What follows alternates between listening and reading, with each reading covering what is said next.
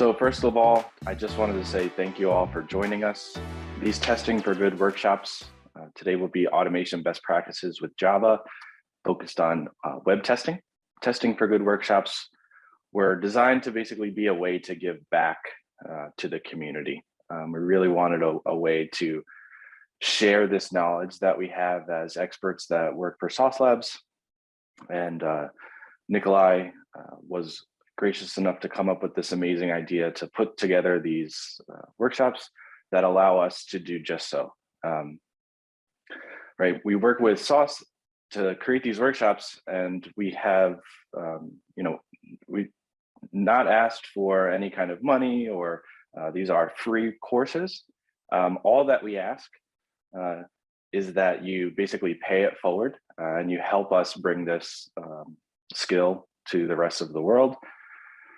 So us coming together really today is to basically make the community pull together and really help grade our cause. So today, again, this Testing for Good is really serving two purposes, right? It's to pay it forward for the testing world and to help everyone gain skills that they may not have had, or just freshen up on skills that they have currently. And then again, to really help causes that are greater than just ourselves today. So the charity that we're going to be helping with the proceeds from this workshop, it is called Black Girls Code. And with that, basically, they build pathways for young women of color to embrace the current tech marketplace as builders and creators. And they do this by introducing them to skills in the computer programming and technology world. The world we live in today is very much run through tech, computers. Programming is a very good skill to have. So being able to bring this skill to as many people as possible is a really great thing that we can do as a community, and really help not just ourselves, but help those coming up in the future. So again, this event and all of the other events from Testing for Good are free, but we do encourage you to go to our GoFundMe page and donate. Now, we don't require a donation, but we would like you to basically decide if the cause is good, and if you find a lot of interesting information in this workshop, feel free to donate as much as, or as little as you would like. Any money obviously is going to be helpful. And with that, Sauce Labs will match all of our donations up to $2,500. So let's go for as much as we can here. That would be great.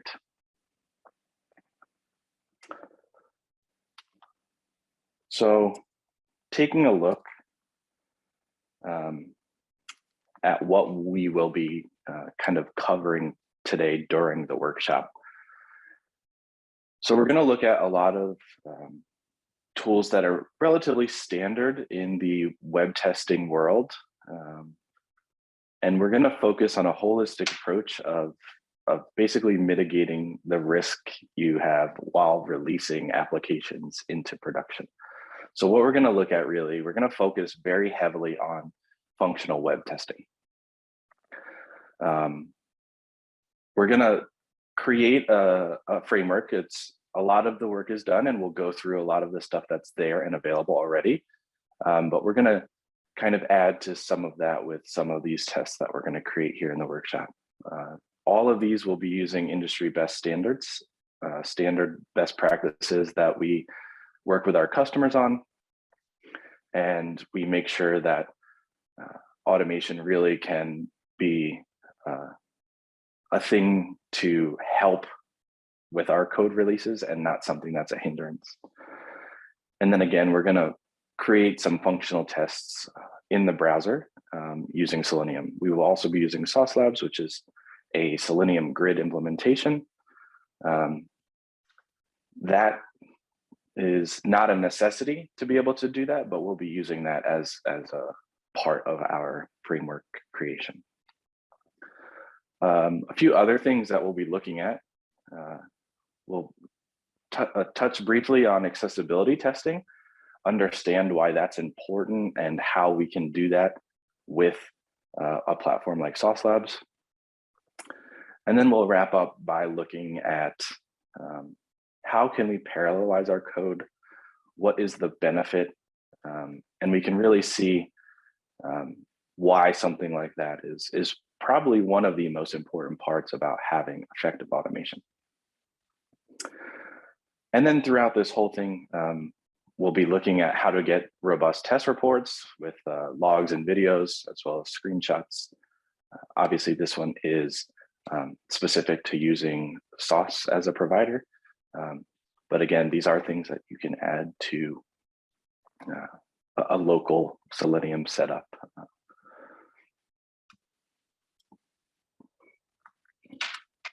So the technologies we'll use today really revolve very much around Selenium. With that, we have environments that are going to use Java and Maven. And then again, our running platform will be Sauce Labs. We may or may not get to GitHub Actions, depends on what we have covered and what time we have left here. So going over what we have in this README, and the README is going to be kind of your source of truth here. This is where all of the information is going to exist for what we're going to cover today. It's really going to have a lot of the information that you would need in order to go through this on your own. No, this will be specific to Maven. No Gradle setup today. That would be basically a different build system, so not something you either have one or the other. So first, we really want to look at your setup. So there are two ways to get set up. There's a local setup, which is going to be the preferred method. So you would actually have all of this stuff installed on your machine. You would have Java and Maven and Git with setting your environment variables locally. I don't expect, if you don't have this as of right now, I don't expect this to be the option you would go with because this is something that takes a little bit of time to get set up. So for those who do not have local setup, we do have a very convenient way to run this in Gitpod. And Gitpod is basically a containerized environment that spins up this whole session as a dev environment. So if we were to open Gitpod here and log in with our GitHub account, you'd see that basically this is the same kind of dev environment you would get from an IDE locally, except that it's running in the browser. So this is a really good way to kind of get started if you didn't have the local setup or you weren't able to complete the local setup before the meeting today. And this should take, if you haven't opened this, this should take a few minutes, less than 5 minutes really, to basically build this container image and then pull in the code and build the code. So we can, with the Gitpod setup, the only other additional steps that you would need to take would be to make sure you set your environment variables in the cloud environment. So that would basically allow you to use your Sauce username and key. And obviously, again, all of these do require a free Sauce Labs account. So if you haven't signed up for that, you can do that quick. It's very easy. And then from that account, we want to make sure that we do get both our username and our access key, because that's what's going to allow us to run in Sauce Labs.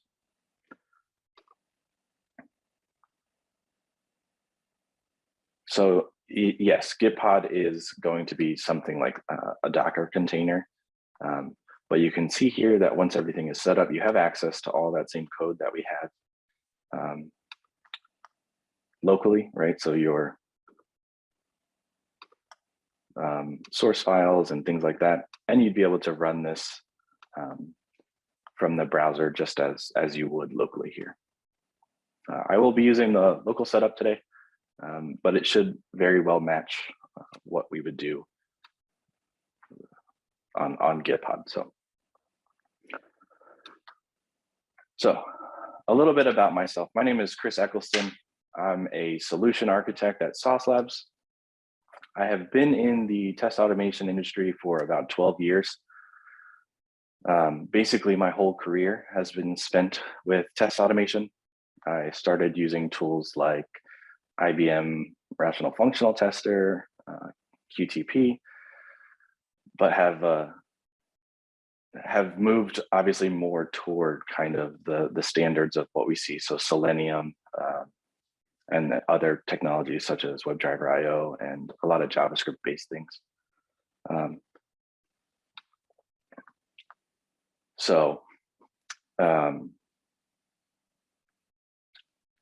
I've been working with Sauce here only for about 1.5 years, but that's really afforded me a lot of time to learn actually a lot about automation in the industry, right? I get to see and work with a lot of customers that have many different types of setups and use a lot of different types of technology. So I've been able to kind of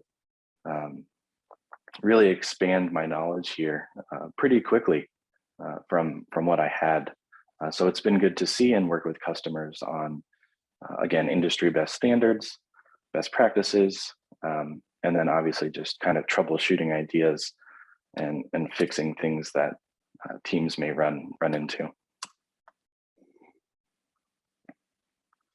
So with that, that's kind of the setup.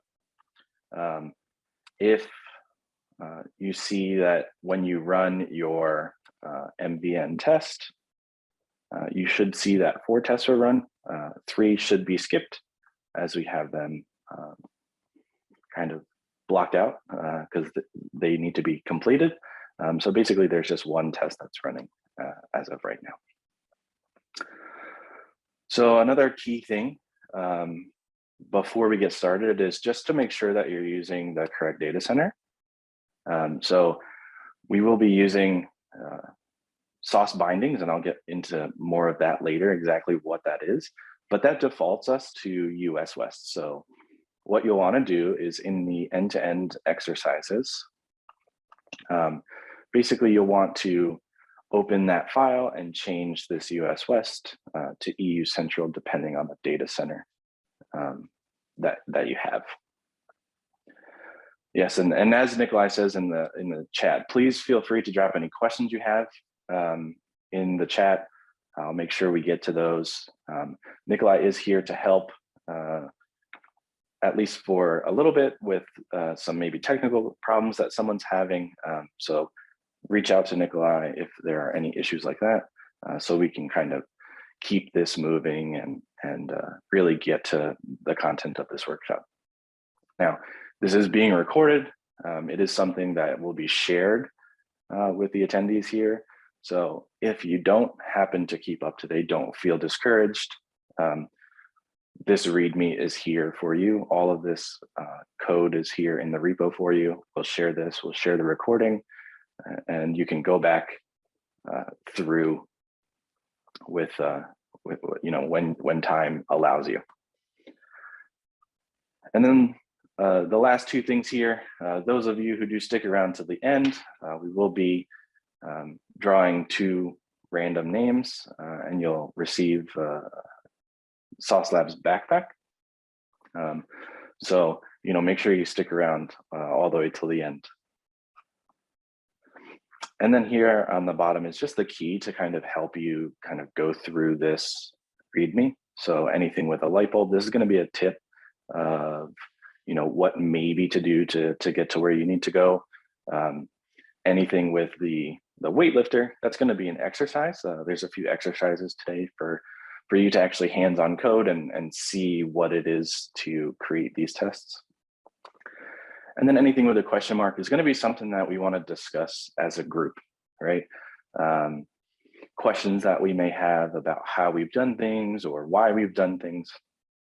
And if you see this in the README, try not to scroll any further than this, because usually right after that question mark, there's an answer or some kind of information about what we're going to talk about. So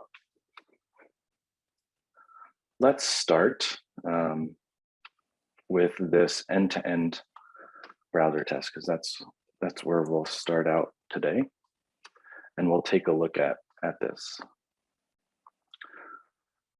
So with this, let's review first our test strategy. So this is kind of what we're gonna look at today. It does have a few additional things that we may not get to, but that would be very beneficial for you to kind of keep in mind. So there's a few things here, right?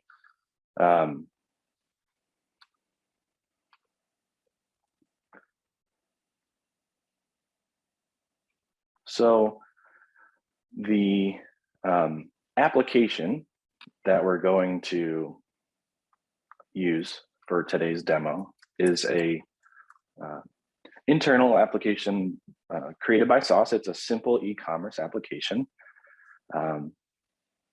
And basically it allows you to go through a checkout process and basically buy something using a cart. So you see here we had a login page. Now we have a products page. Once you log in, from this page, you're able to add items to the cart. You can see here that they've been updated here. And then once you do have things in the cart, you can see the cart and what items are added. And then we can go ahead and check out. And you'll see that this is basically a checkout overview. And then once we've finished, you get a thank you for your order. This kind of step-by-step process, this is how a lot of websites nowadays really function, right? And a lot of websites online are an e-commerce application that are used to sell goods. So this is a very generalized, obviously, but a very basic idea of how all those applications work. So the things we'll look at, right? So first, we're going to look at the login page renders. So if we take a look at our tests, so again, this is going to be the end-to-end tests here. And actually, let me go over the structure of this project. So this is the code that you would have either forked and cloned into your local, or this is how it would look when you open it in Gitpod. The things we'll be working on today are going to be in the workshops folder or workshop folder. And then we're going to focus under the source here. So you can see two folders. We have exercises and we have solution. So the exercises are going to be where we're going to spend most of our time. And that's going to be where you kind of are able to do some of these exercises on your own, and then we can discuss and see where problems may be. The solutions have basically the answers to all these exercises. So don't peek in the solutions if you don't have to. Obviously, they're there for you if you need them. But then another key thing here is we have all of the pages from our page object model built out. You can see here those pages that I just stepped through, the login page, the products page, the shopping cart page, all of that's built out for you already to use. So when we do the exercises, keep that in mind. So our first good question. So this is a Java JUnit 4 framework for browser testing with Selenium. So there's a few kind of standards for Java, right? There's JUnit and there's TestNG. Those tend to be the biggest and most widely used. We're going to focus today on JUnit 4. So if we take a look here, you can see here that this code app renders is basically our first test if we look at what we had in our testing strategy. Now, if we go ahead and run this,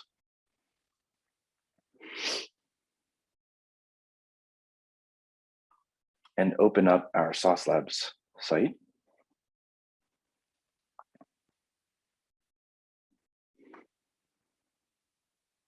you can see here that this app or this test ran less than a minute ago, and we can go into this. Now, be aware that if you sign in and you are using the EU Central, you will have to come up here and make sure you select that different data center before you see your results. But you can see here that we have all of the data that was collected, right? Screenshots and video, and we can take a look at exactly what this test did, which is basically open that Sauce demo website and ensure that something was displayed, because that's really all we're checking, right? We just want to make sure that this page has rendered correctly. And you can see that, right? So we're going to create a login page. We're going to visit that login page, and then we're going to basically make sure it is displayed. So if we take a look, we can see is displayed has its own function, and that basically is waiting for the username field to be available. So with that, let's go ahead and open those end-to-end exercise tests. And we're going to, the version of Chrome was 103. So as I mentioned before, we'll be using sauce bindings. And again, I'll get into that a bit later and get a little bit more in depth with what that is. But it allows us to run very easily on the Sauce platform, and it's going to pick Windows 10 and the latest Chrome as the defaults. So without setting anything else, you're going to get executions against Windows 10 and the latest version of Chrome. But let's go ahead and open the end-to-end tests and basically work on the following two tests, right? We're going to work on login works, and we're going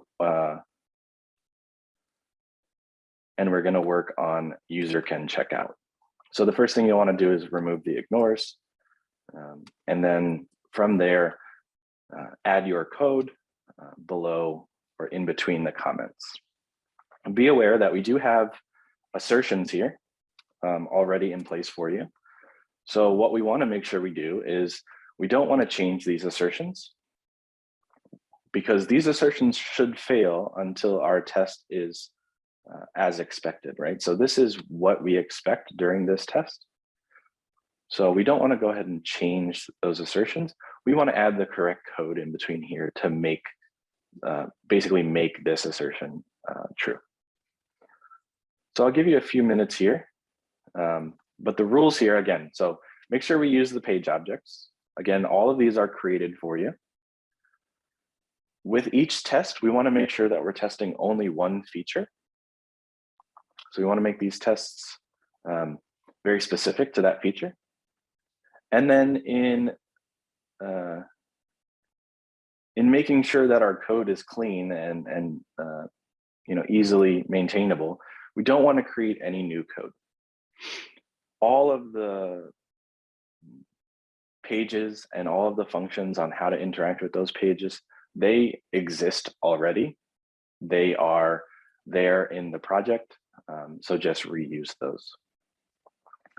So I'm going to put up a poll here just so that everyone can basically let me know how they're doing. If they have, if you've finished, please go ahead and answer that poll. But feel free to start working on those two tests in the end-to-end tests file. So I don't have the poll, and I don't have the capability of creating that right now. So just drop in the chat as you complete. Let me know if you've been able to finish those exercises and how things are going. So just a thumbs up or something. And if you're having any issues, please also feel free to drop that in the chat, and we can and go over that as well.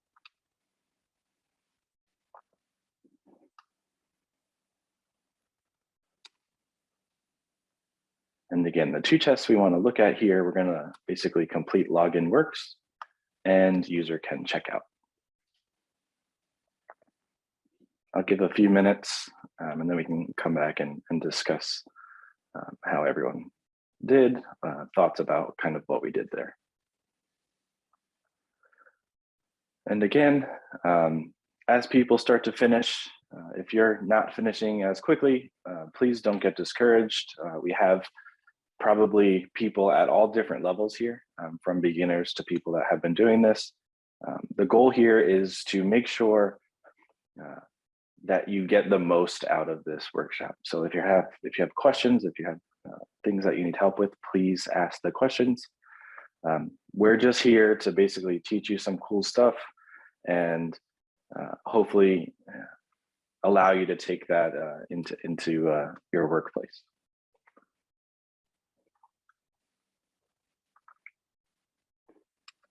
So again, if we look at the application, as you're doing these tests, I'll just go ahead and kind of talk through this. When you first get to the page we're going to test, you have a login screen with a username and password field, as well as a login button.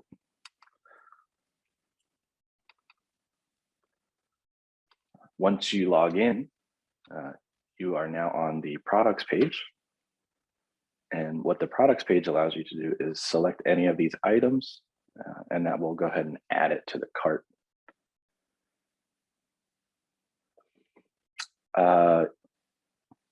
The code you need to add is, you only need to add code to this end-to-end test file, but the code is located in the pages here, right? So these are the pages that you can use. No, we did not use find by. Let's actually just take a look at one of the pages. We can take a look at login. So you can see here that we are using basically private locators. So username, password, and login. At find by, there are some interesting articles about that and how it uses the page factory and the downfalls of what that could mean for performance. I don't have that on hand at the moment, but it is something that I can share. So as a best practice, we tend to stray away from using the find bys and use kind of the locators in place, right? So this is very similar to what you would have to do with the find by anyway. So this kind of prevents some of the flakiness that can come with using the find bys. So to basically get back to Yara MH's question, you will be adding code to this E2E test file, but it will be code that is from another file, right? So you can see here, this login page has different methods that you'll be able to use for creating and finishing this login works test.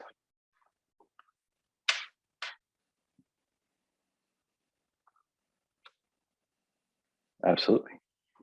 And we'll go over it together here in a little bit. I just want to give you guys some time to try it out and really see you know, what you're capable of doing. I'm sure you're capable of more than you know. So let's give a few more minutes here, and then we can start to take a look together at what we were just doing. As you continue, I will kind of just, again, continue walking through the application. So once here on products, you can add something to the cart, which you see here updates this cart to one item. The item, then when you click on the cart, you get into the Your Cart page. And this shows you the items that have been added to your cart. You can remove them. In our case, for the second test, the user can check out.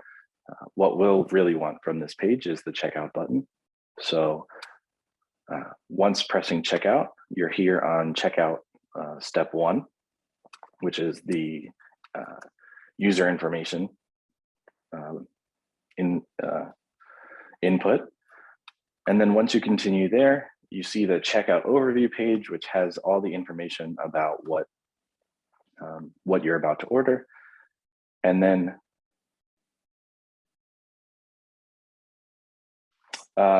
Glory Ben, this is not a beginner course.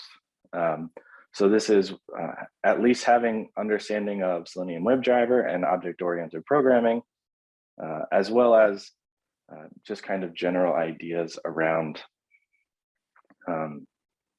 really testing frameworks and things like that. Now, with that said, this is, even as a beginner, this course may not be great, as we're going to try to get through some things pretty quickly. But the course itself, if you wanted to basically go through this README at your own pace and kind of understand what's going on, this actually is a pretty decent starting point to kind of see how things are structured and how tests can be maintained in a framework. Unfortunately, we don't have a ton of time, so we have to go relatively quickly. And that's kind of the reason why this is a little bit less beginner friendly. But again, this is being recorded. So you will have the recording available after this, as well as you will have access to the repository that has all of this code. So feel free to follow along and try to understand some of the concepts, but it's absolutely okay if things are a little bit foreign at that point.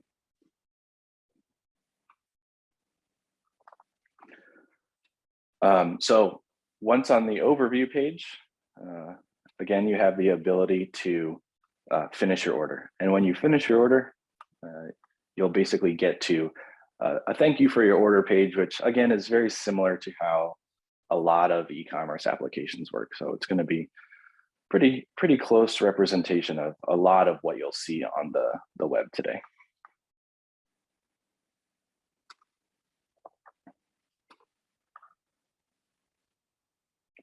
So just a few more minutes, and then we can start taking a look together. And again, Glory, as we go through it together, we'll go through everything that these exercises do together, and maybe that will also help you get a little bit better of an idea of kind of how things are working.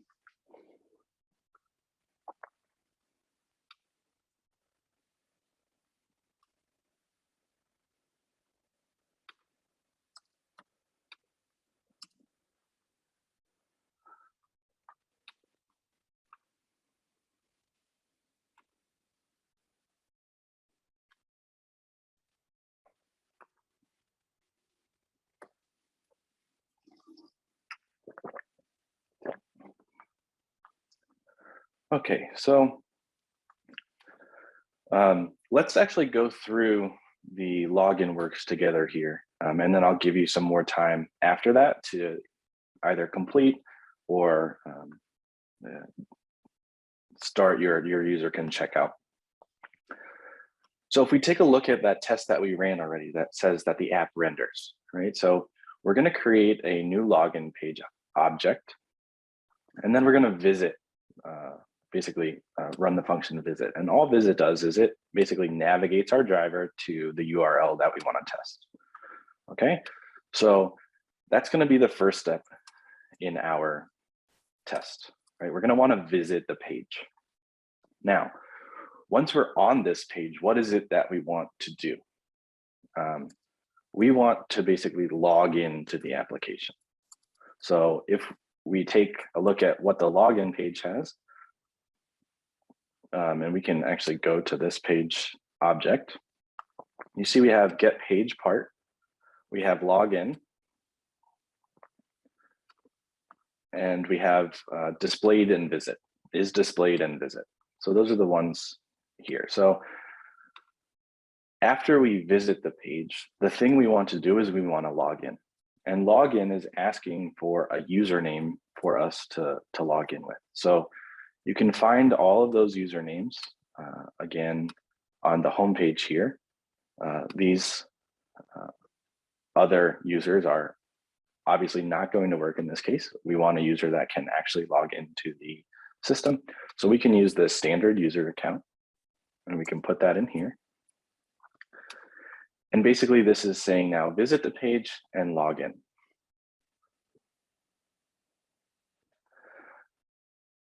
This is a very rudimentary application. This isn't going to represent specifically how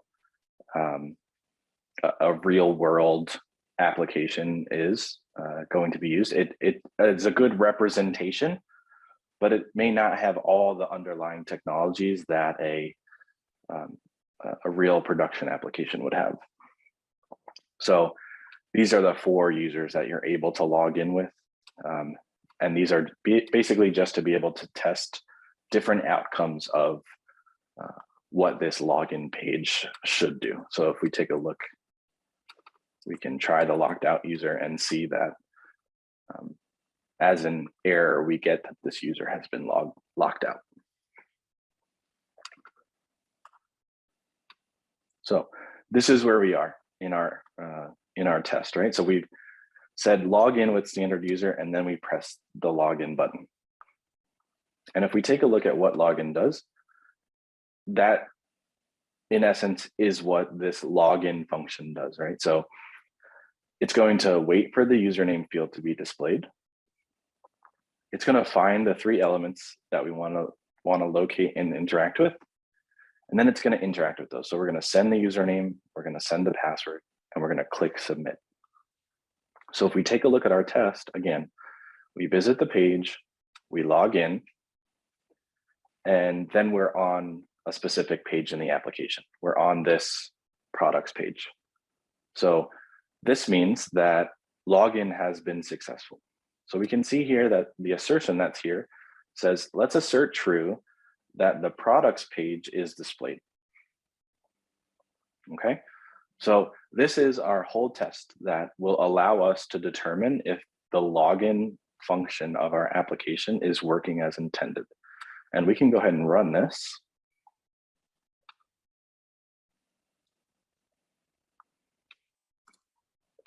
And again, this will run on the on Sauce. So we can take a look at our results here. And you can see here that we ran login works. So if we take a look at the video of this test, you can see that it's going to load the Sauce demo website. It's going to input the standard username and secret sauce as a password and click login. And then we're going to determine that that was completed by whether or not this products page is showing, right? If this products page is not where we ended up, for example, if we go back to that locked out user,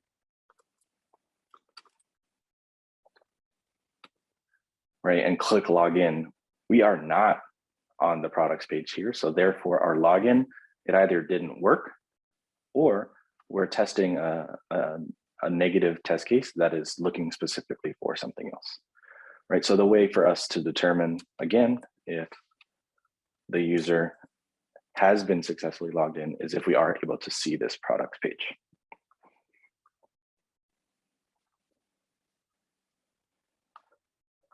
So with that, let's go ahead. I'll give maybe just 2 or 3 more minutes here to work on this user can check out. This one is a bit more complicated, right? There's more steps, there's more pages. there's more things that you need to do in order to get to the result you want. But just try to think of the application logically, right? We stepped through it, we saw each page. So use those page objects and those functions within those page objects to basically determine step by step what you'd want to do in order to check out here.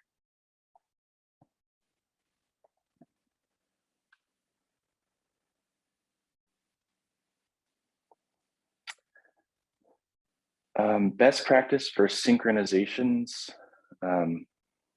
Are you referring to kind of ensuring that your application is in the correct state in order to move on to the next step?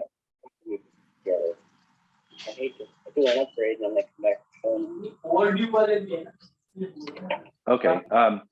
So what we like to think of as best practice here is to use explicit waits, use WebDriver wait most of the time to ensure that something on the page is loaded.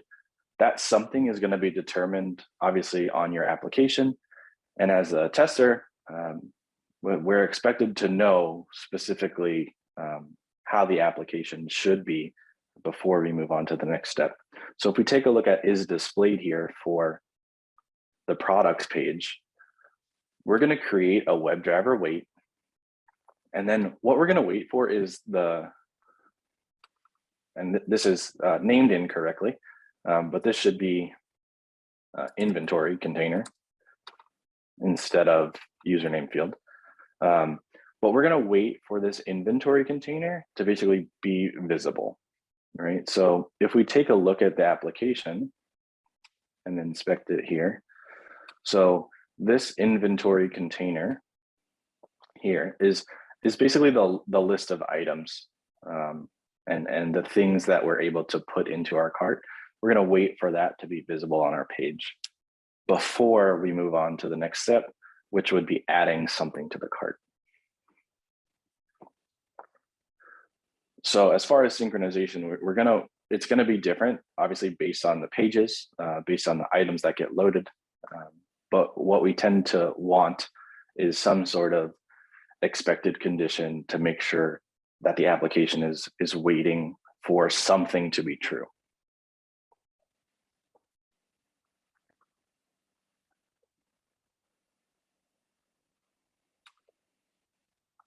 So again, when you complete the user can check out, please feel free to add a thumbs up, a check mark, something to signify that you're ready.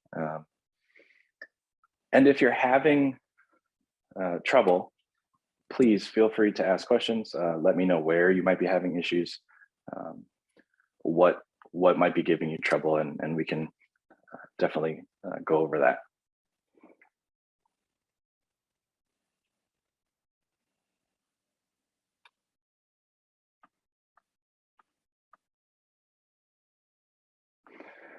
All right, not seeing a ton of check marks, thumbs up, so let's take a look at this test together, right? So user can check out. So what's the first thing that we need to do here, right? It's kind of similar to what we did up here in this login works page, right? So we're gonna basically create a login page item as we did above. And that's going to ask for a driver. So we're going to pass the web driver there. And then we're going to want to visit that page. And we're going to want to log in with one of the users, in our case, the standard user, so that we're able to get to the products page. Once we've logged in, again, we'll just kind of follow this logically step by step here and go through, right? So once we're able to log into the application, we're on the products page. So very similar to how we kind of had that login page being used, we're going to do the same for products page. So products page, and we have all of these pages available for you as part of this. This isn't stuff that you need to write. So we're going to do a new products page. And again, this will ask for a driver, so we'll pass the driver. Once we're on the products page, what is it that we want to do? We want to add something to the cart. In this case, it doesn't matter what we add to the cart. That's not necessarily the test case that we're trying to do, just as long as something gets added to the cart. So we have a function called add any product to cart. And that's gonna, again, go ahead and add any of those items that it sees on the screen. It's gonna add that to the cart. Once we've added something to the cart,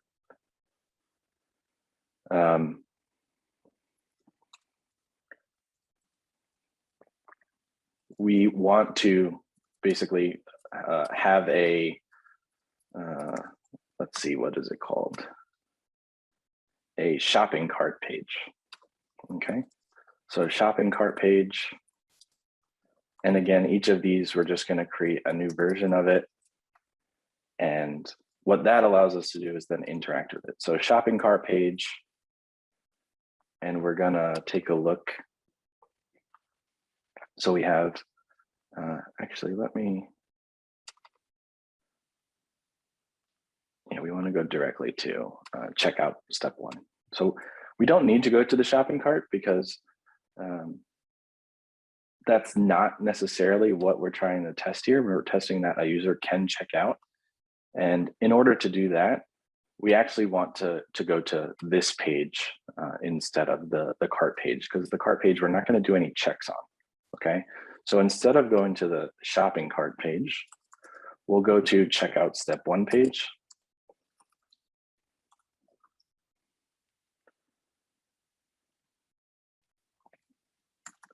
And we're going to, again, create one of these items.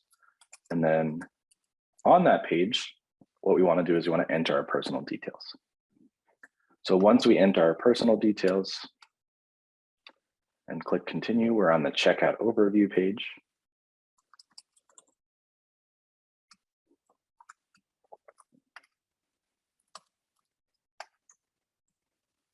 And then on checkout overview page, what we want to do is we want to click finish, right? And once we click finish, we'll see this thank you for your order. And that has now determined that the user has been able to check out, right? By going through the steps of each of the checkout screens and getting to this thank you for order, that means the user was successfully able to add something to the cart and check out. So once we have finished, you can see here that this assertion now, that we're going to basically assert that the checkout complete page is displayed. All right, so let's go ahead and run this and take a look.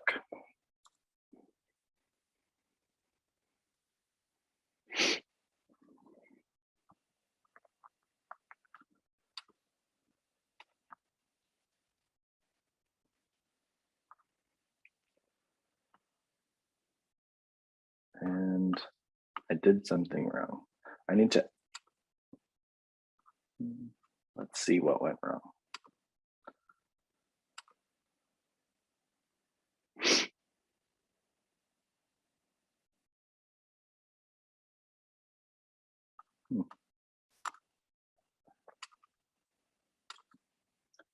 So what went wrong here is I made a mistake live coding in front of everyone, but in order to actually get to the checkout step 1 page, we actually have to visit the checkout step 1 page, right?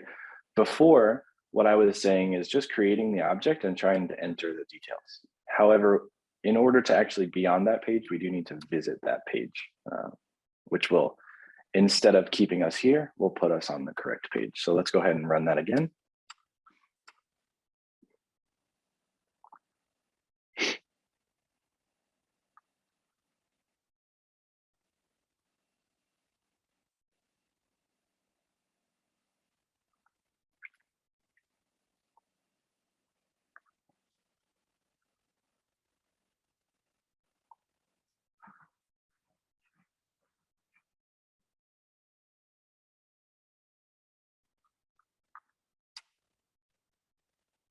So we can see here now that this test has passed, right? And we can take a look at this and view the video. So about 25 seconds. And what we see is that it loads the login page, logs in, and goes through that process, right? So it adds something to the cart, goes to the checkout information page,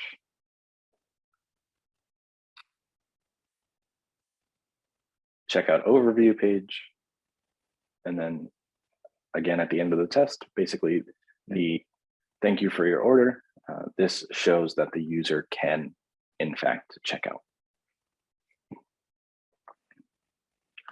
So I gave you a little overview of how this project was set up, but some of the stuff that I didn't discuss, I mentioned, but didn't really discuss sauce bindings.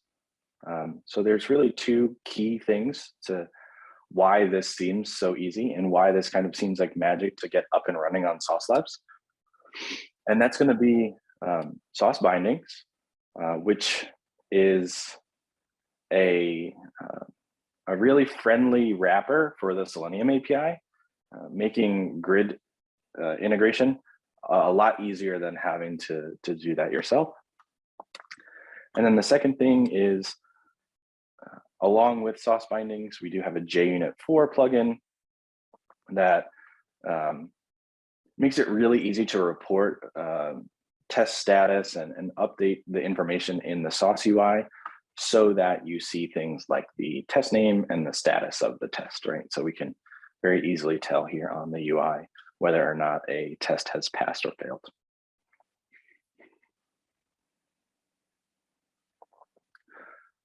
So in order to run all of these tests, actually, let me go back. So we'll take a look at sauce-based tests, which is going to be part of sauce bindings. So we can see here that as long as our test extends this sauce-based test, what it's going to allow us to do is have some nice capabilities for starting up our session, right? So we see a driver in a session, the data center,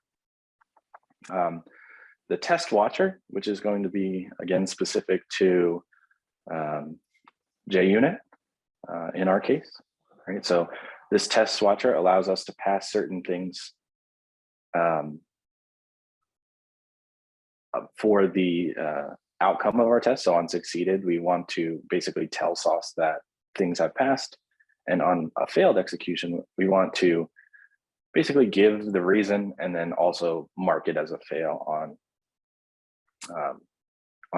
the web.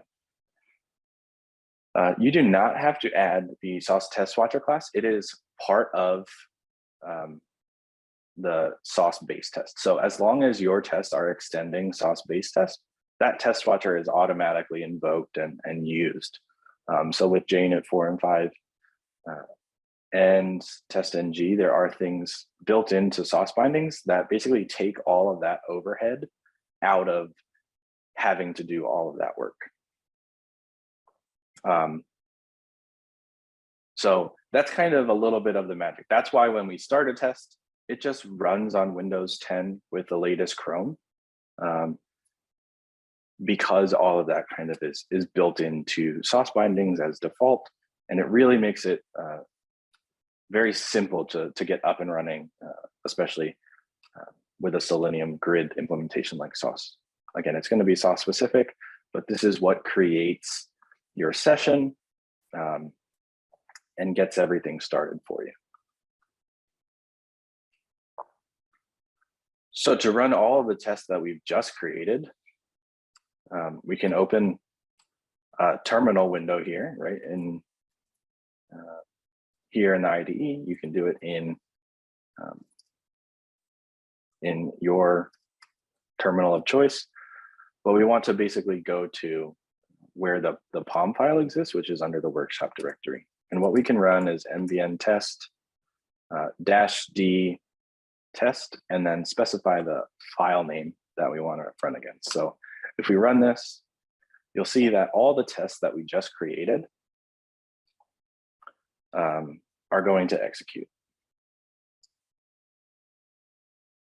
And also, just to be aware, the sauce-based test with sauce bindings is not super critical to the workshop, but I just wanted to explain to you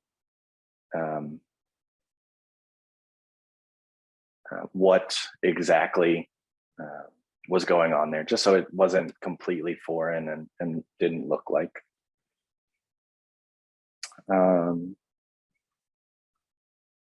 How convenient.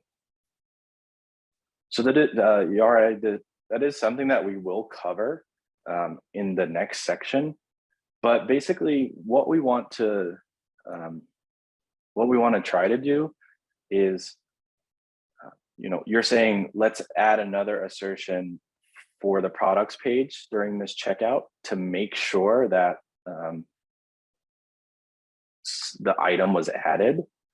So that is definitely something that we can do. And on our solution, actually, we check specifically the cart item count. But we don't necessarily need to do that on the products page.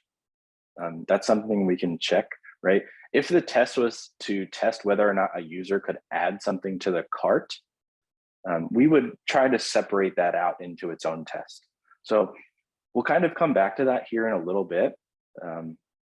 And I'll give you a little bit more information on that. But we can see here, here's the 3 tests that we just ran. So the 3 that we had, app renders, which was there, and then the login works and user can check out. And again, we can go in and take a look at those recordings, and it's going to be similar to what we just had, except we ran them as kind of a group in a serial fashion.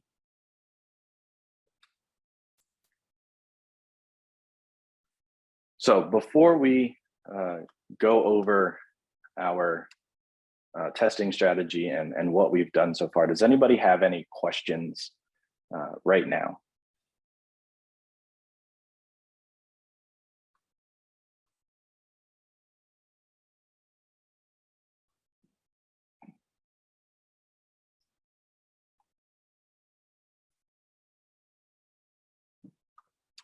Okay, so let's go ahead and edit our testing strategy table. So we had login page rendered, and we used a UI end-to-end functional test for that. So for the 3 test types, that's kind of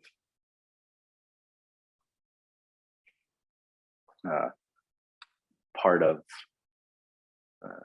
for all 3 of the ones that we just did. So the sauce capabilities, again, we are using sauce bindings. So that is what basically allows you to do that without seeing that in the code.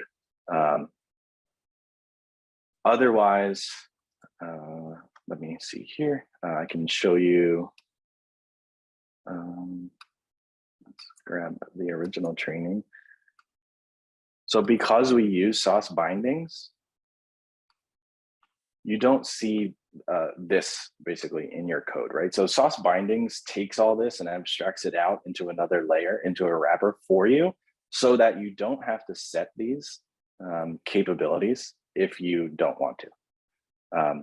It's going to be, again, the defaults are going to be Windows 10 and the latest version of Chrome.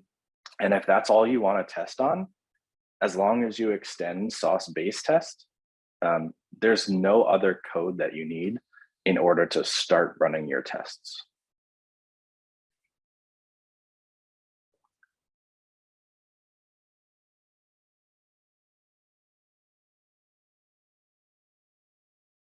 Yeah, it should be usable with Gradle.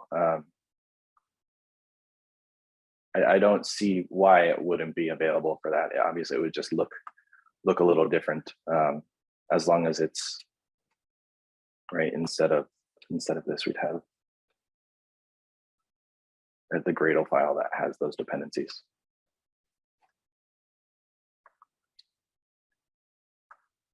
So our tests that we just wrote. So all 3 are going to be kind of UI end-to-end functional, but we'll update here. So this is completed now. And this is completed now. And then the technologies we used, so Selenium and Sauce Labs. And then really that's what we used here for all of these, tests that we just did, right? So we covered login page renders. We covered that a user could sign in, and we covered that a user can check out with a product in the cart. So where are we at? We had those covered. So the next thing, let's take a look here. So the next thing that I want to discuss really is whether or not these are the best tests that we could have written for these specific functionalities that we tested. Let me know in the chat what you think. Are there other ways that we could have done it? What might have been better? Was this the best and only way to do it? Yes, no, maybe. Go ahead and put your answers in the chat, and we can discuss that here in a second.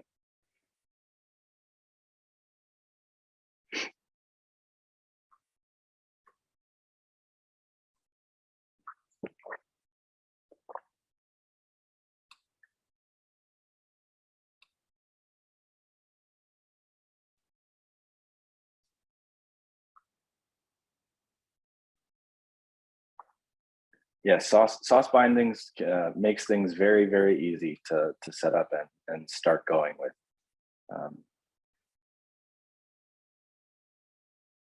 Automation enthusiast, great question. So we're instantiating the same login page in each test. Is that good practice? So talking about instantiation, you wouldn't want to. So each of these tests, you're going to want basically the steps of what you want this test to do. So you wouldn't want to do something like pull this out,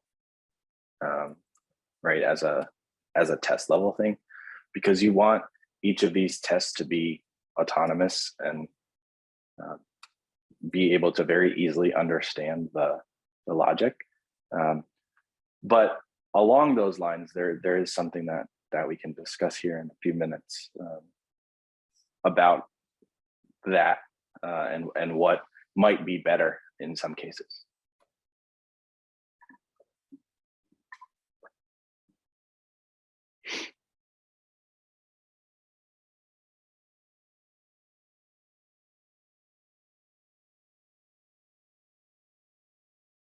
Maybe we could instantiate at a different place and use in the test.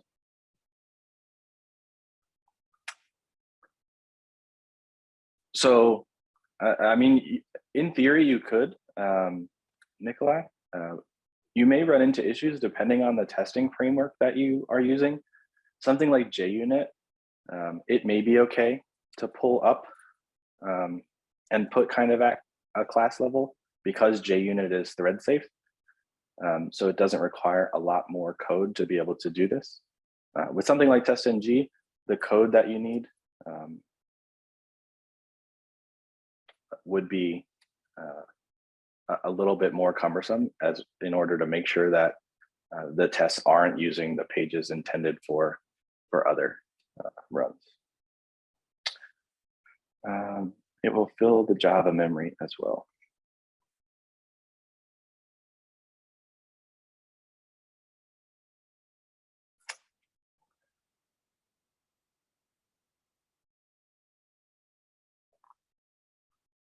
True. So something that we could do, you would still have to instantiate it at the top, right? So we could do login page. And then a before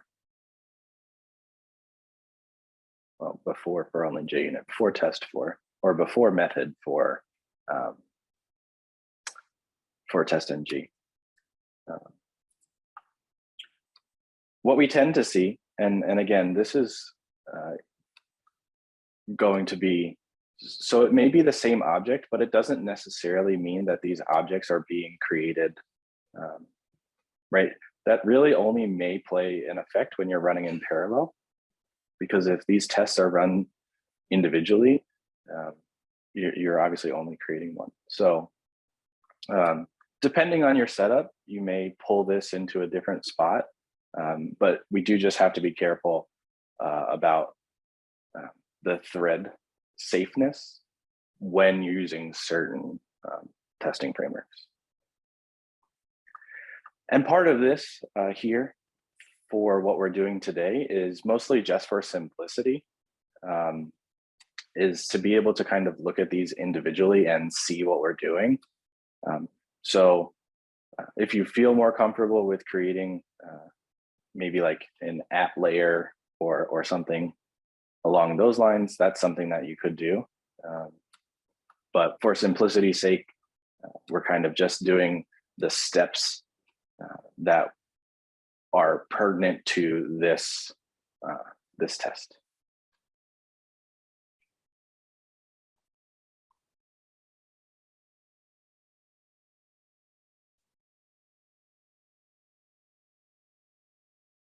So for not using Sauce Labs and need to instantiate and use it to run in parallel, please suggest best practices. Are we still talking about instantiation for pages?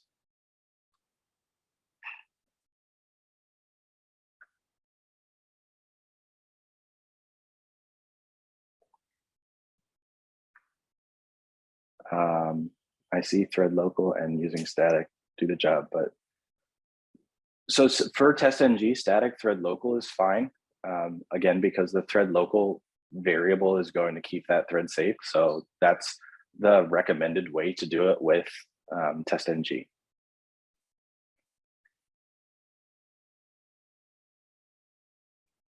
But again, that's specific to testng. So in this case with JUnit, because it's thread safe, we could in theory pull this up to a higher level, right? So if we, let's just go ahead and do that here. Right, and we can remove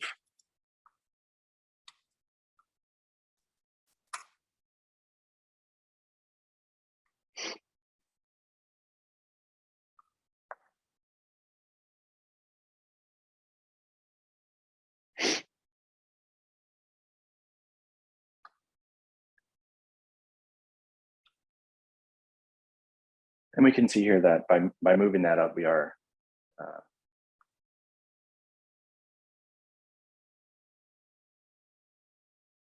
what is the reporting part we added? The reporting part is going to be the, in this case, again, because we're using JUnit, it's this Sauce Labs Sauce Bindings JUnit 4 plugin. And that basically allows the reporting for keeping this up to date here, right? So that it adds the status and gives more information there. So we can see here that these tests, when pulling that item out onto class level, this actually doesn't work as intended.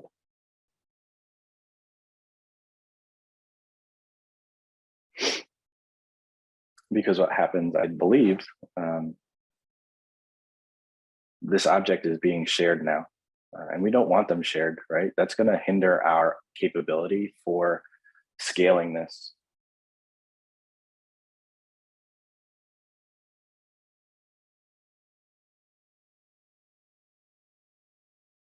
So this, again, without adding a bunch of additional code to create thread safe options, you would have to do this in a before.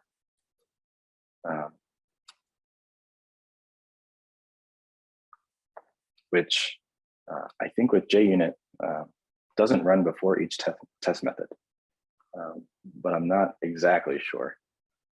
But for testng, you could put it in a before method to make sure that that still gets instantiated.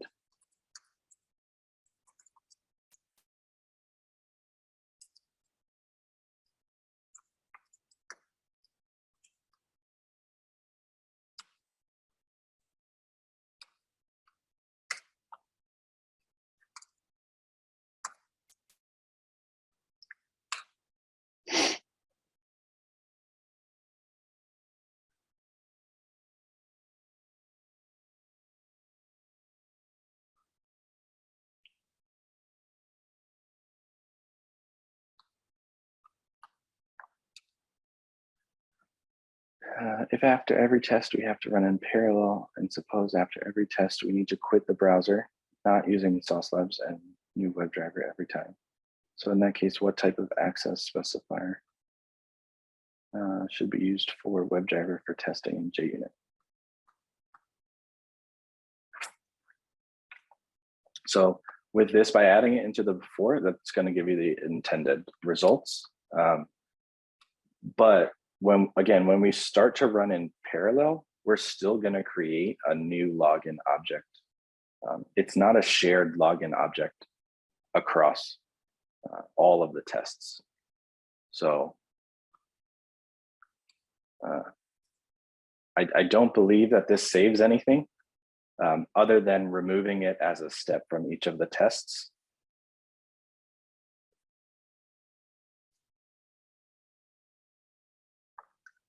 Less code, sure. Again, for simplicity's sake and just for demonstration, it was added into the individual tests so that we could step by step see what these tests are doing. But yes, this again is possible, but depending on your need for setup.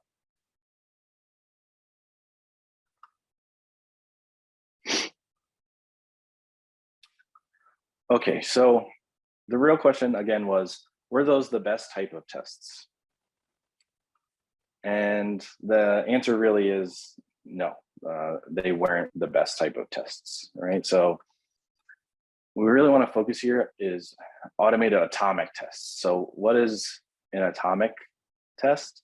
So it's a test that's going to test a single feature or component of our application. And it should really form a single irreducible unit, right? So it's going to be something very specific, and it's not going to be something like an end-to-end test, or it's not going to step through our entire application just to test something at the end. So how can we tell something's atomic? These are the general guidelines. So atomic tests are going to be ones that maybe have one or two assertions, because again, you're going to be very specific on what you're testing here. Something that has 10 assertions generally is not an atomic test, because there are many times during that where you are going to kind of have steps that may not pertain to that feature. And then an atomic test is going to be one where the UI interactions are as minimal as possible. So 1, 2 screens, maybe 3 screens at the most. But what we're going to try to do is set up our application state by using other methods other than interacting with the UI. So yes, an atomic test is somewhat like a unit test in that we're trying to isolate what we're trying to test, right? So some of the advantages of this, right? These tests usually run faster, which means they're going to fail faster, right? So we're going to see things that go wrong quicker. With these kind of tests, it will decrease the flaky behavior, because the less interactions you have with the UI, the less requests are going through. So the idea is that with the less requests, there's less chances for something to go wrong. It allows you to focus your testing, right? If you're testing specific features and not like end-to-end flows, if some feature is being updated, you can very easily focus your testing on that specific feature, and then supplement your testing with some of the other things within your app. And then the key here is that these are short and fast. So short means easier to debug. There's not as many things that could go wrong in your test. So it's not as much to go through when something might go wrong. And they execute very quickly. So the steps to creating atomic tests, right? So again, you're going to try to single out the functionality or the feature that you want to test.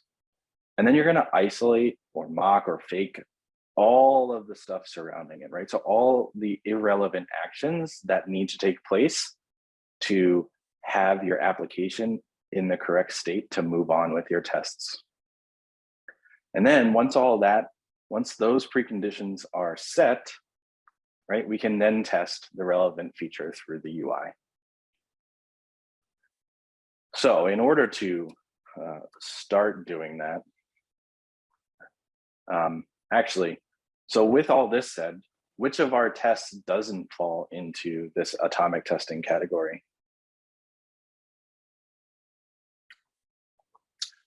So atomic tests and end-to-end tests are very different. So what we would think of as an end-to-end test is what we did for user checkout, right? User can check out. We actually stepped through each page of the application just as a user would in order to determine if they could check out. Okay, so I kind of just gave away the answer as to which of our tests is not atomic. And that would be the user can check out state, right? Because what we did in order to test is we logged in, which already is a repeated feature, right? So we already have a test that checks to see if login works, right? The second step is adding a cart to the page, which in our case, and we'll take a look here in a second, depending on how your application is created, is an additional unnecessary step that would be taken on the UI. And again, with every UI interaction, this is especially on running on a cloud platform like Sauce, every UI interaction or Selenium call is going to be a web request, and those UI interactions take a bit longer than things we'll look at here in a second. So once we're here, right, then we have to go to the cart page, and then from the cart page, we have to then interact with the UI again to get to this checkout information. And really, here's where user can check out should start, right? Because this is the important part of how we determine if our checkout process works, right? Not login. Login doesn't matter. Not adding something to the cart using the UI, but actually in this state, being logged in and having an item in our cart, that's where our application should start in order to look for whether or not the checkout process works. So again, this is going to help reduce the time of tests that are running. If we can get an application, basically what we did here is we stepped through this. What we want to do is we want to bypass some of those steps in order to start later on in the application, which will reduce our execution time. There was a study done a few years ago where 1 billion tests were analyzed, and the pattern showed that a test that ran for 7 minutes was 3 times as likely to fail as a test that was that only took 2 minutes. So what we really want to do is we want to keep our execution time as minimal as possible here. So with that said, how can we do that, right? How can we kind of get the application in a state that we want so that we can then very specifically test our checkout process? So if we take a look again at our application, simple e-commerce site, right? So this is going to be different for every website, and it's going to be very dependent on how your site is created and how it functions. But we'll take a look specifically at ours. And we'll take a look at two things to basically see how we might be able to bypass. So if we take a look at the cookies section, we can see here that there's no cookies for the session that we're currently in. However, let's remove this. If we then log in with some of the credentials that we had, we can see here that basically a cookie gets dropped into our browser, right? We have a session username cookie and the value is standard user. So this basically allows, will allow us to, in theory, bypass that login by dropping that cookie into our session so that we then don't have to interact with the UI to be in a logged in state, right? And there's lots of different ways that applications can handle this authentication using a cookie, hitting an API and then getting back some sort of token, hitting an API and getting back a cookie. A lot of these interactions can happen without actually interacting with the UI. And that's going to save us, again, steps from having to do more of that end-to-end style test, right? So we can set the state of our application by interacting with it this way. So if we take a look, the second part, we can see here that local storage doesn't have anything. But if we were to add an item to the cart, and we'll refresh the page, we can see here now something's been added to local storage, cart contents, and it has a value. So that value is going to refer to one of the products on our page. So we can do something like set item, cart contents,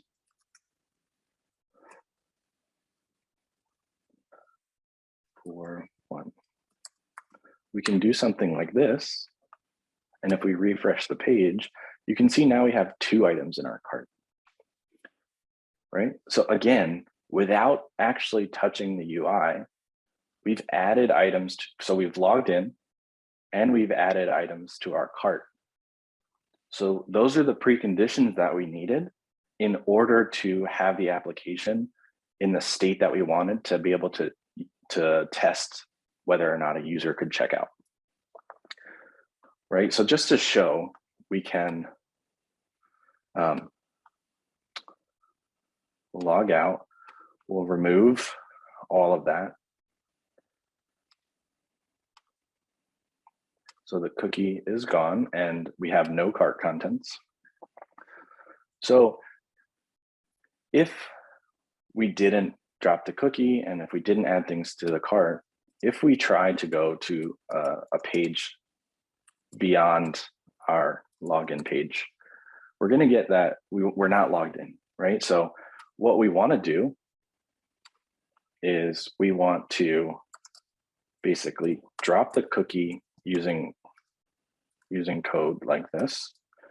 And that was session username, and that equals the user that we've been using, standard user.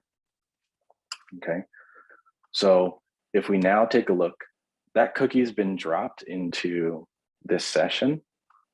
And if we now try to access inventory.html, which is behind the login page, we're able to now log in or get directly to that inventory page because we have that cookie set, right? And now the same goes for the cart. We can see here, again, nothing here in the cart, but if we were to, let's just add one item, we can set cart contents and refresh the page. And we can see now that we have something in the cart, right? And we can take a look here. So this is cart contents and it has a value of 1. So again, this is now setting the state of our application and putting us in a place, right? I haven't touched the UI at all. right? But we can go directly to checkout step 1. And now we'd be able to basically let Selenium take over and create tests that now start from checkout step 1, right? And this will test the checkout process while removing some of the interactions with the UI. Tushar, repeat the steps on how to kind of get the application in this state. Sure. So first here, we'll reset the application state and log out. So in local storage, we'll have the cart contents. Doesn't automatically remove, but now you can see local storage is empty and our cookies are empty, okay? So in the console, again, and we can show this, right? By trying to go to that inventory page again, we're gonna get, you can only do this when you're logged in, okay? So the first thing that we need to do is we need to basically drop the cookie that gets put in when we do a valid login, right? And we found out what that was by actually doing the valid login and checking what the application puts in there. So we would do document.cookie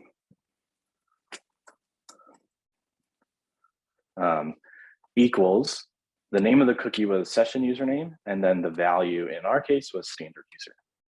Again, this is a relatively simple example, and every application is going to handle this differently. So as a tester, what we want to do is we want to make sure we understand how the application works, and really be able to dig deep into knowing this process for the application you work with, because this will, one, make you a really good asset for your employer, because you'll be able to do things maybe that other testers aren't capable of, or you're able to, again, reduce a lot of time for tests by using this method. So goal here is, again, to basically remove as many UI steps as possible. So if we drop that cookie, we can look again that cookie exists here. And we can go to that inventory page now just by loading that URL. We don't have to click on anything. And then the second part, again, the second precondition we need to meet in order to be able to check out is to have contents in the cart. And in this case, this application adds it as a local storage item. So what we can do is we can run local storage.setItem and then pass the item name and then the value of what we wanted that item to be. So in this case, our item, or our key basically, is cart contents. And the value here is an array of items that should be added to the cart. Once we run that, we can refresh the page and we're able to see that that item is now in the cart. So again, without actually touching the UI, we can now go to checkout step 1, which is where, again, Selenium can take over and start running the test that is specifically testing that a user can check out. Not that we can log in, not that we can add items to the cart, but just that we can log in.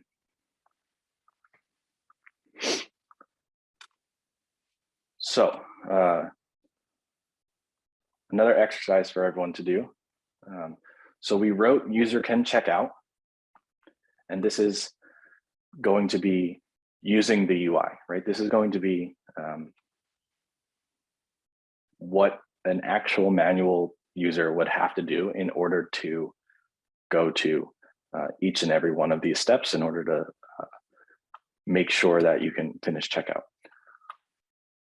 What I want for you to do as an exercise is to try to make this test atomic, right? Use those things that we just did in order to create user can check out, but without actually hitting the UI for a lot of it. So a lot of this code isn't here.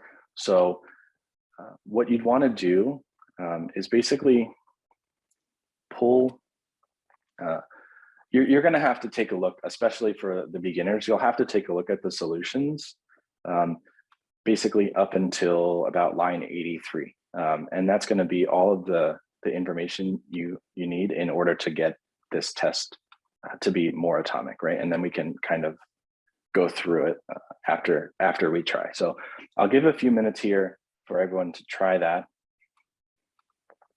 And we'll see kind of how it's going. So again, please try this try writing this test, basically turning our user can check out into an atomic test. And then once finished, thumbs up or a check mark in the chat, just so we know that we can start to take a look together.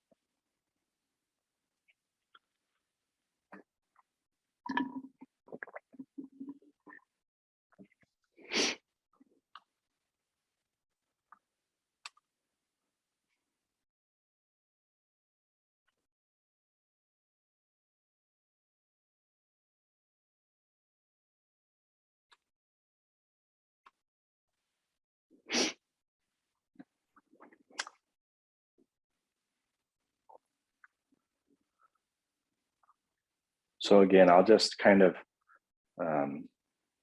talk as you guys are trying to do this exercise. But again, what we're gonna do, so there's basically two preconditions, right? So we wanna be able to log in, and we saw that we can do that by dropping a cookie, right? So, so in our case, right, Selenium has a cookie object. Now, we'll go over this in a few minutes, but that's the gist of it if you're looking at the solution code.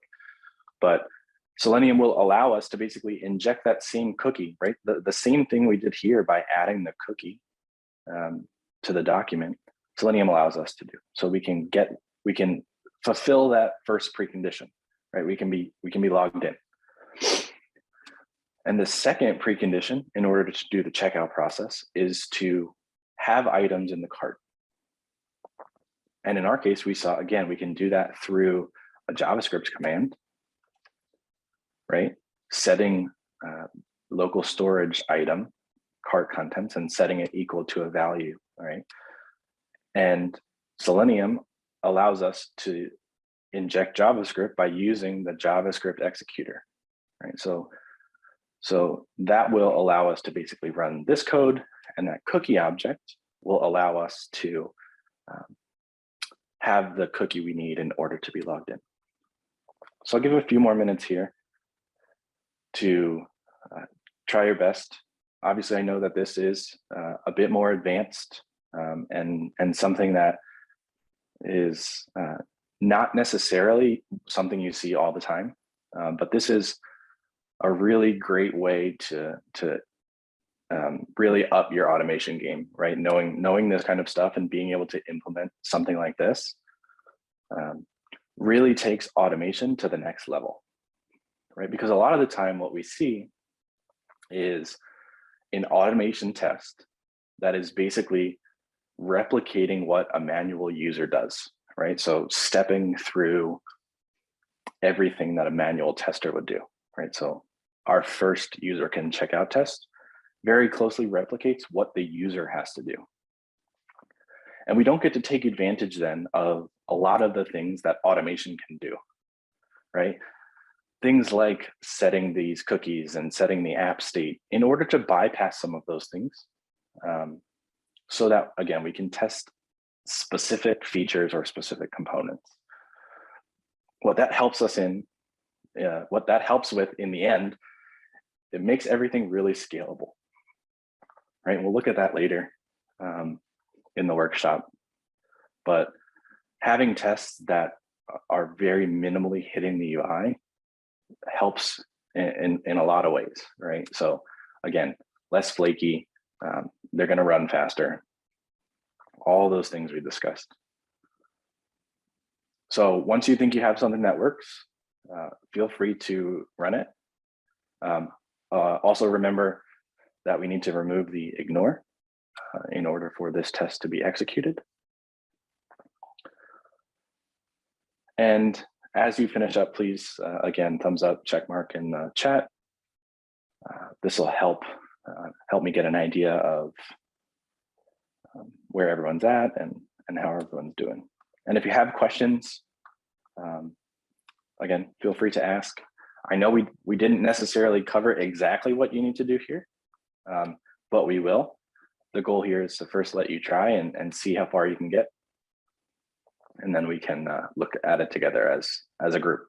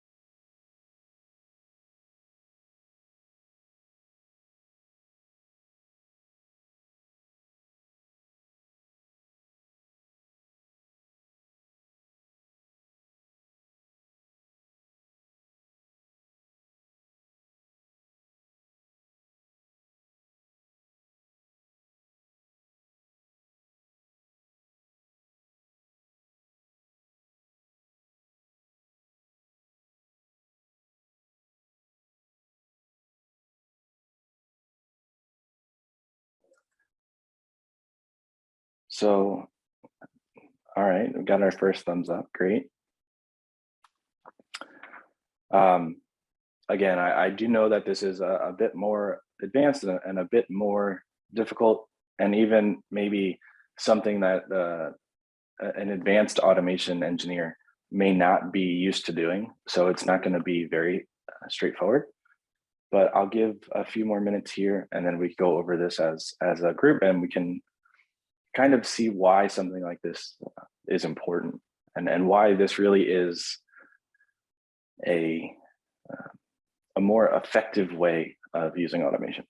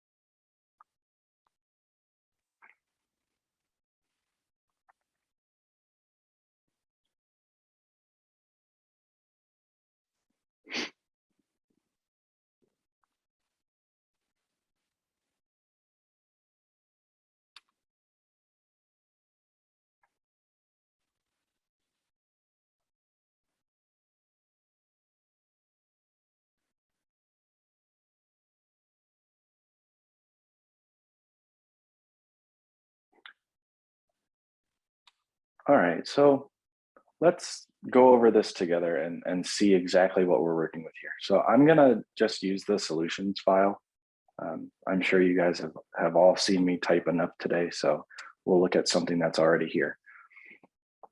So again, our first step is going to be creating the, basically creating the browser instance and visiting the login page.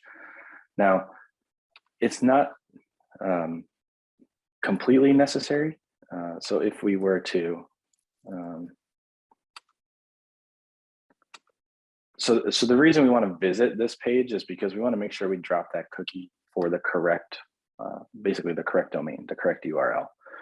If we were to go to a different, maybe GitHub, and look at the application here, we can see that a cookie that we drop now is going to be specific for GitHub. So our first step is going to be visiting our application, right? So that's the same as we've done in all of our other tests. We're going to load the URL for the login page. And this is where things start to change from what we did, right? So before, the first step after getting to that page was logging in. But as we saw with the application, we're basically able to do this login step without actually interacting with the UI itself. So these first two steps here in the solution, this is just going to clear the application state to make sure, again, that it's in a state that we want it to be in. So we're going to delete all the cookies and we're going to clear the local storage. So that's going to basically reset the state. After that, the next thing we're going to do, and you can see here, cookie, new cookie. So we're going to set a cookie in this session that has the name of session username with the value of standard user. So that's exactly what we did by typing document.cookie equals. Just Selenium wraps it in a cookie object, right? So we're basically going to create this object and we're going to add it to our driver. So what that's going to put us in is the same state, right? So we have nothing. We create that cookie object and we add the cookie to the browser. And that's going to put us in this state now, right? Where this cookie exists and we're able to basically get beyond the login page. So what was the next step? The next step was to add an item to the cart. So this is one way of doing it, right? If we wanted to load the shopping cart page and then make sure nothing's in there, to check that the items there were no items in the cart. This step is not completely necessary because, again, we are going to assert that something is in the cart. So we're going to check that this cart counter is correct. So let's actually go ahead and comment out the shopping cart code.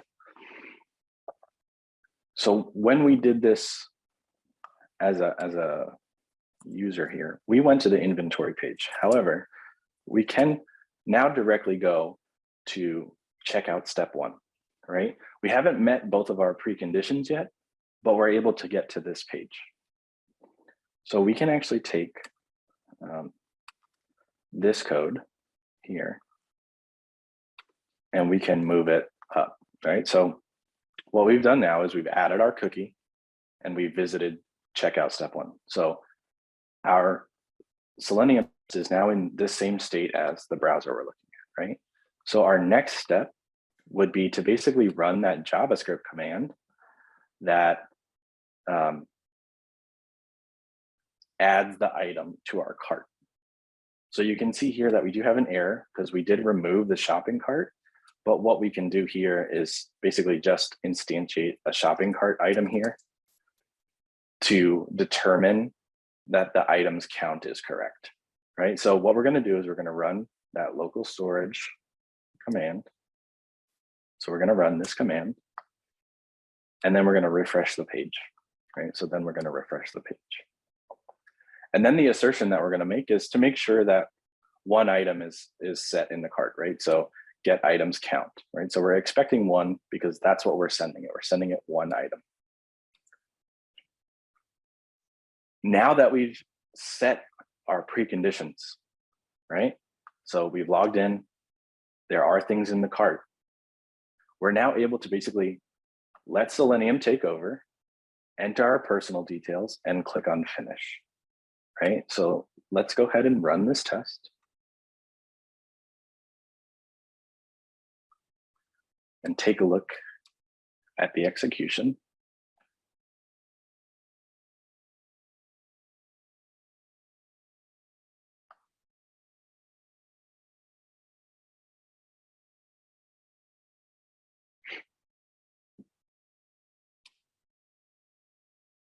So we can see here that this test has now passed. And one of the key things that we want to be aware of is, let's look at the time difference here. So these are short tests already, even as an end-to-end test, but an atomic test makes this test run 6 seconds faster. And while this does not seem like a lot for a single test execution, if you can do that for all of your tests across a large automation suite, it's going to make a huge difference when it comes to execution speed. But let's take a look at specifically at this test. So if we look at what we're doing, and I slow this down a bit.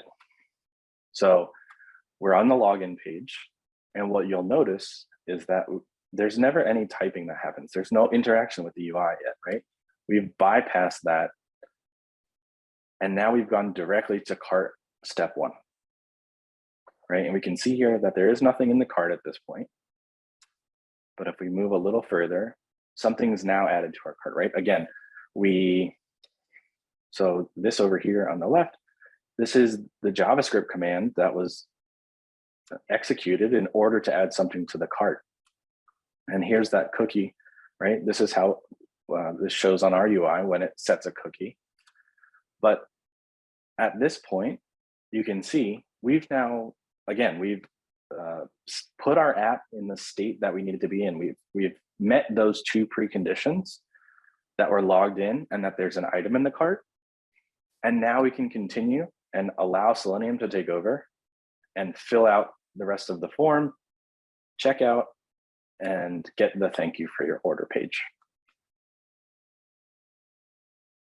So by removing some of those features, or not features, by removing some of those interactions, we've also made it so that our tests aren't repeating themselves, right? In this case, right, let's look at user can check out. This is a repeated action. This is being done up here, right? We're already checking that the application can log in. So in user can check out, when it's not atomic, when it's kind of following what a manual tester would do, we're revalidating that test, right? And where this can hurt, and why atomic tests really make a lot of sense, is if our login is broken for whatever reason, right? Say login isn't functioning as expected. We then can't even test any of the rest of our application because login's not working. Now, I'm not saying that this is always going to work, but in certain cases where the application maybe doesn't rely on that login, by bypassing that login screen, we're able to test other features of our application, even though something like login may be broken for the moment, right? We would still know it's broken because we have a test that is specifically focused on login. However, we're also able then to still make sure that checkout works, right? A lot of the times, especially with an e-commerce website, checkout is going to be the most important thing, right? Checkout is what brings in the money. It's going to be the thing that if that breaks, that's going to be a bigger problem than if sign-in breaks. So by basically being able to set the application state by injecting the cookie and running some JavaScript, we've now bypassed that login, right? And we're able to very specifically test that our checkout process works. Are there any questions on this or discussions that anybody wants to have around this? Again, I just wanted to remind everyone why we're here. These Testing for Good workshops are workshops put together by Sauce Labs with the help of Nikolai Advolodkin, one of our top players when it comes to automation here. And they're here to allow us to share our knowledge and help everyone learn automation, regardless of skill level or you know, whatever background they come from. So we're really just here to make sure that you get the most out of these and you hopefully learn something and can take something cool home with you. With that said, these are free workshops, and we would hope that you know, you would be able to donate to the cause for us. 100% of these proceeds go to Black Girls Code. Sauce Labs doesn't get anything. Myself, Nikolai, we don't get any of this. This is all towards a bigger cause than all of us. So again, feel free to donate if you would like to. Any small amount would help. So getting back into some of the content that we have to discuss here in the last part of this workshop. The first thing, I forgot to kind of update our test strategy. Now, a lot of it's not going to be updated, right? We're still using the same test. So login page renders, valid, user can log in, and user can check out. What I will add here is on this checkout, we did cookie injection. This isn't really a technology, but just a comment to make sure you know, we understand kind of the things that we used, right? So cookie injection and JS injection. So those are two additional things that we looked at while trying to make our user can check out test more atomic. So what we'll take a look at now, it's a relatively straightforward thing when working with Sauce, but it's your app's accessibility, right? So accessibility is really important in this day and age. So we can take a look here at basically why it matters, right? Why does accessibility matter, right? There's a lot of people, 61 million people in the US and over 1 billion worldwide, who have some sort of disability or impairment, and then that number is continuing to grow, right? So websites and everything online needs to be able to do what it can in order to make these web pages as accessible as possible and make them friendly for those who may have issues with color or vision, you know, whatever the ability is of the user. We want to make sure that our site can ensure the user can use it, right? So that's going to be a key thing. And the way that Sauce can help with that is using our integration with DQAX. So DQAX is one of the world's leading digital accessibility tools, right? It's a widely available tool that a lot of companies use to ensure that they're meeting the standards of certain accessibility testing. You can get more information specifically about DQ here. But what's really nice about a platform like Sauce Labs is that this integration is basically built in to some of the tests that we can run. There's very little code that needs to be added from the end user side to make accessibility testing a thing that we can do with our Selenium tests. So in order to do this, you just need the Sauce Labs account. You can create a Deque account, but it's not required. And you can see here just a quick overview screenshot of what this would look like from the Sauce UI, right? So the same information that we had before, plus we also have access to the accessibility, which tells you how many Axe tests were run, how the pass ratio of those tests, and then the issues that were found throughout the tests. So again, because we're using Sauce bindings in this workshop, the integration here is very, very straightforward, right? Sauce bindings includes methods to obtain the results, which also then populates the Sauce UI and returns those violations. So you can see here a bit more information about exactly how that works, but let's take a look at the code and see how easy it is to kind of get this implemented and basically allow us to run accessibility tests on our site. So if we take a look at our end-to-end solutions tests, we don't have this in the exercises just because it's very short, very simple. So it's going to be easier to just kind of look at together and go over what we're doing here. So we can see the last two here at the end are accessibility examples, one for the Sauce demo website, and then one for another site to show a little bit more of what errors you can expect when running those accessibility tests. So again, you'll notice very similarly, we're going to create a new login page and we're going to visit that page.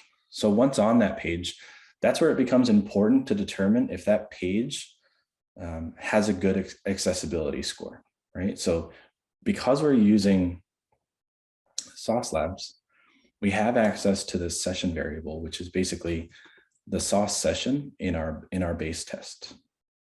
And what that allows is that allows us to then grab the accessibility results and then assert that there are either some violations, because we know a lot of the times, I'm sure what you'd like to see is that this size is 0, right? Because that would ensure that there are no accessibility violations. But in order for these tests to pass, we're looking at 3 here. So if we put a debug step here, actually, let's just run it first and see what happens and see how this shows on the UI. So we can take a look at this.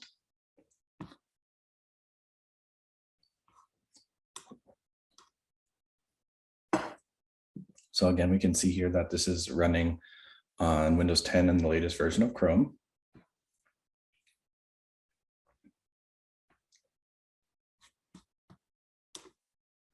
And it has passed, again, because the violations are at 3. But we can see here that if we open up this accessibilities tab on the lower part of our screen, we can see that a test was run. We can see a pass ratio, which is the number of issues found compared to the total number of checks. And then over here on the right side, you can see those different issues that were found, right? So document should have 1 main landmark, page should contain a level 1 heading, and all page content should be contained by landmarks. All right, so those are the 3 things that if we're trying to make sure our site is as accessible as possible, these are things that we would then have to go and make sure we've updated on the homepage of our app, right? So in this case, all moderate things, not critical or serious, but still things that we'd like to look into. The number of checks is going to be the number of checks that Deque is doing. And that's going to be, right, this Axe Builder does multiple checks for different accessibility capabilities, right? So this is just 3 of the checks that were done. And we'll take a look. You can see some more. If we put a breakpoint there and run this test again.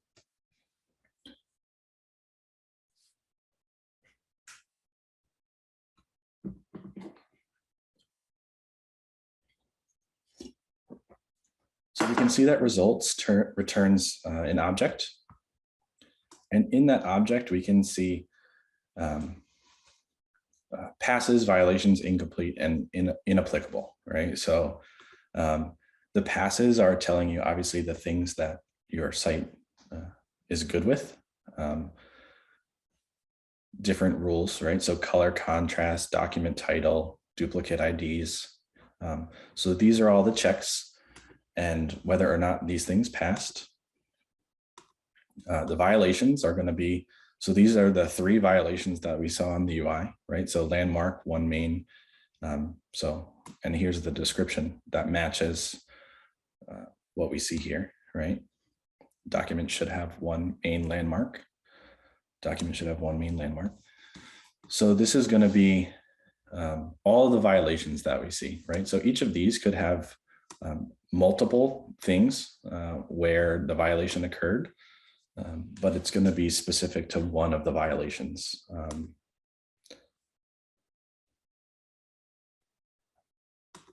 So it's not how many asserts are in your test. It's going to be based off of how many checks the Axe tool is doing.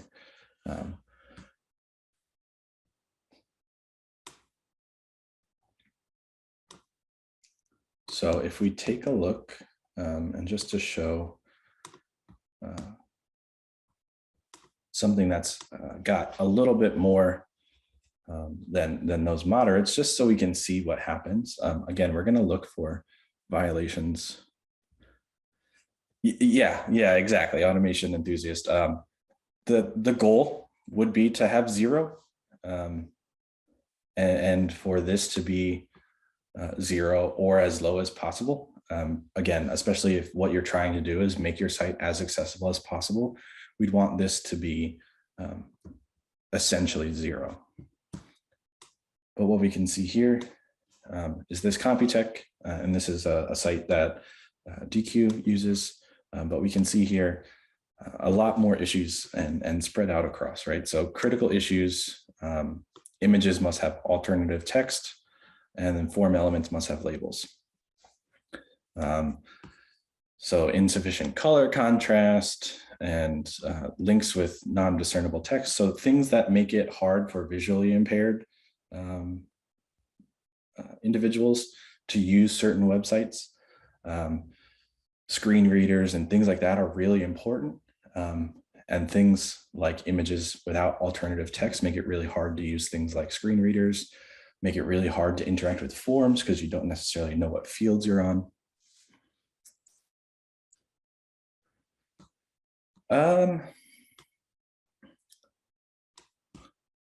To be honest, I believe so. Axe Core is available. It's an open source tool, so you could use this without having sauce. Sauce gives you the capability to very easily integrate it with your tests, and then obviously see the results on the UI. But Axe Core is an open source tool that's available from Deque. Okay, so I know we didn't do this as a group, but we did look at whether or not. So we just did this for one page. Depending on how you'd want to set up,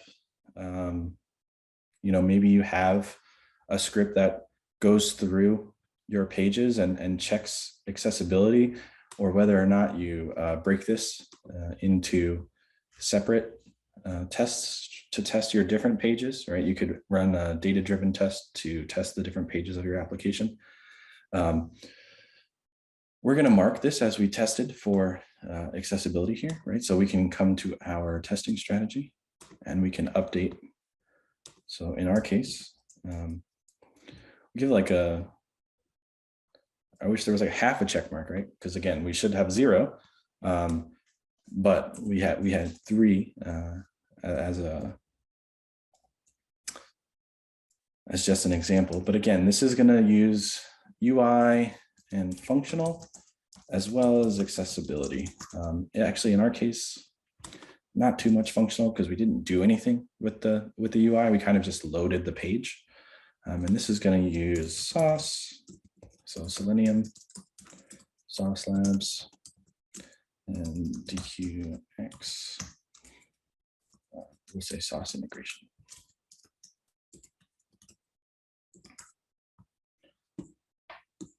All right.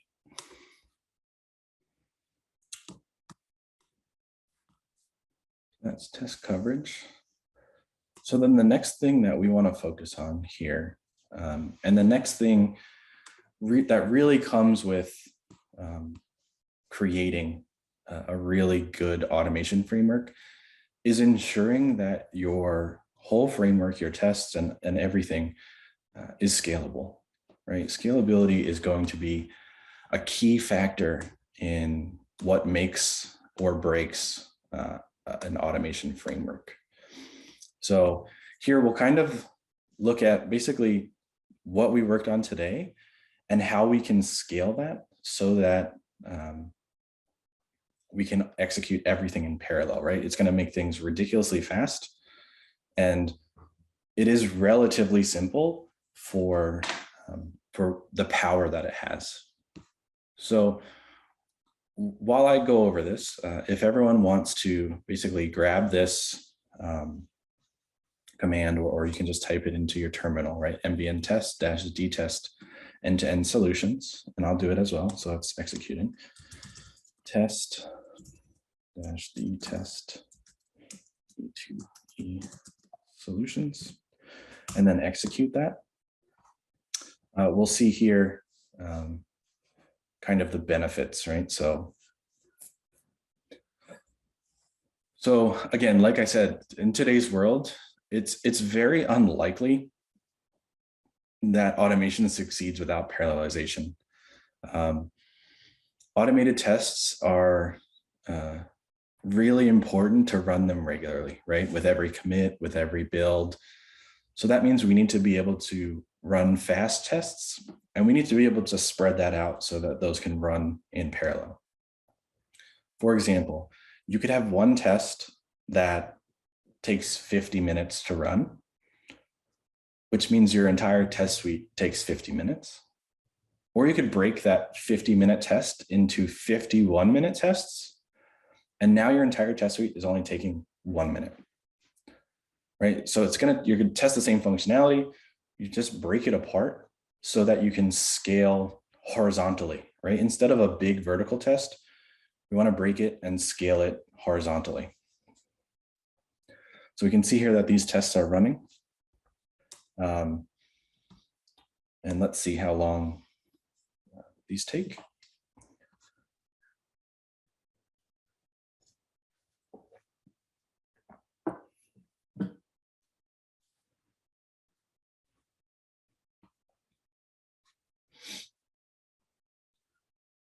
So we've run app renders, login works, can check out atomic, can check out. Now just the 2 accessibility tests. But while we're waiting on this, question to everyone, what's the problem with this approach? Why is something like this, why do you think it's not scalable? Why is it not going to be the best way to do all of this?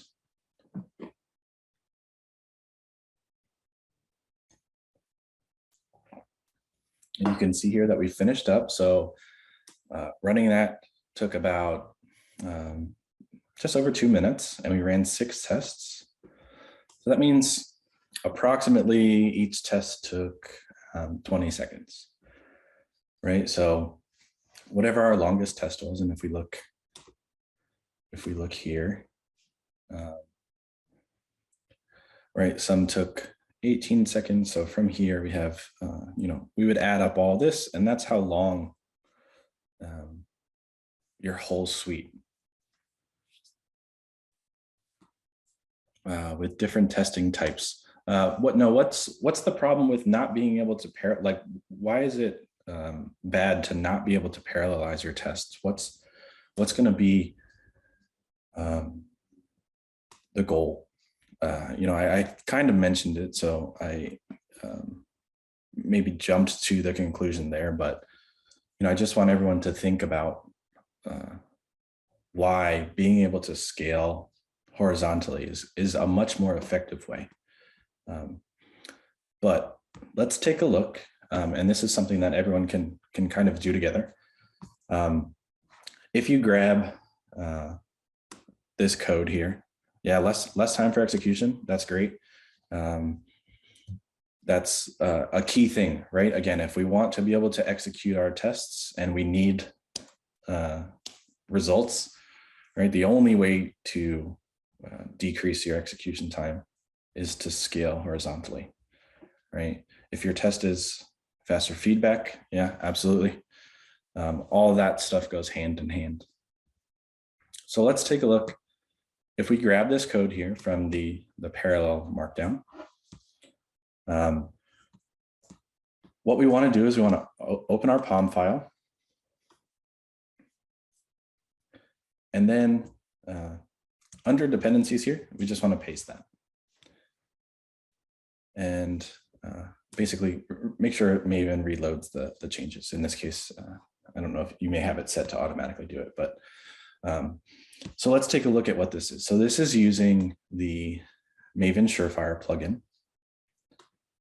And what that is it's a plugin that allows you to basically configure your testing needs. Really very useful when it comes to parallelization and for allowing you to scale your testing. So you can see a few configuration options here. Parallel says all for us. What that means is we want to run everything in parallel. Classes, methods, just everything we have, we want to run that in parallel. Thread count methods, this is going to be, for me, 100. For those of you who are maybe right now running on Sauce, what you'd want to do is make sure that that number is the number of sessions you have, right? So what we're saying is we want to utilize every session we have available in Sauce in order to execute in parallel. So maybe you have 5, maybe you have 10. This number should match if you want to basically take advantage of all of the sessions you have. And then we have use unlimited threads and redirect test output. So we're not redirecting our test output. We're going to rely for Sauce to kind of have some of that. For running local, that count is going to depend on the machine you're using. Because basically that count will determine the power of your machine, the cores, the memory, the RAM. That number is going to determine how many sessions of Chrome get started or how many sessions of the browser you're using get started. So newer computers can handle a decent amount of browsers in parallel, but at some point you will overload and not be able to go above something. But there's not really a number of cores to number of browsers or something like that. At least not that I know of. Please let me know if you know of something like that. But it's very hard to scale locally. Even scaling locally, what users would do, set up some sort of Selenium grid. And that could be a local Selenium grid instead of something like a cloud provider, so that those tests aren't executing on your machine. Another reason, if you execute locally, you have browsers popping up and down, and obviously makes it really hard to use your computer while you're also executing those tests. So again, Selenium Grid or a cloud grid provider such as Sauce Labs makes that very easy. So now that we have that as part of our POM file and we've updated, let's go ahead and run that same command that we just ran. Let's run that again and see the results. Let's see what the outcome is. So if we come over and look at sauce here, we can see here we have 6 tests running in parallel.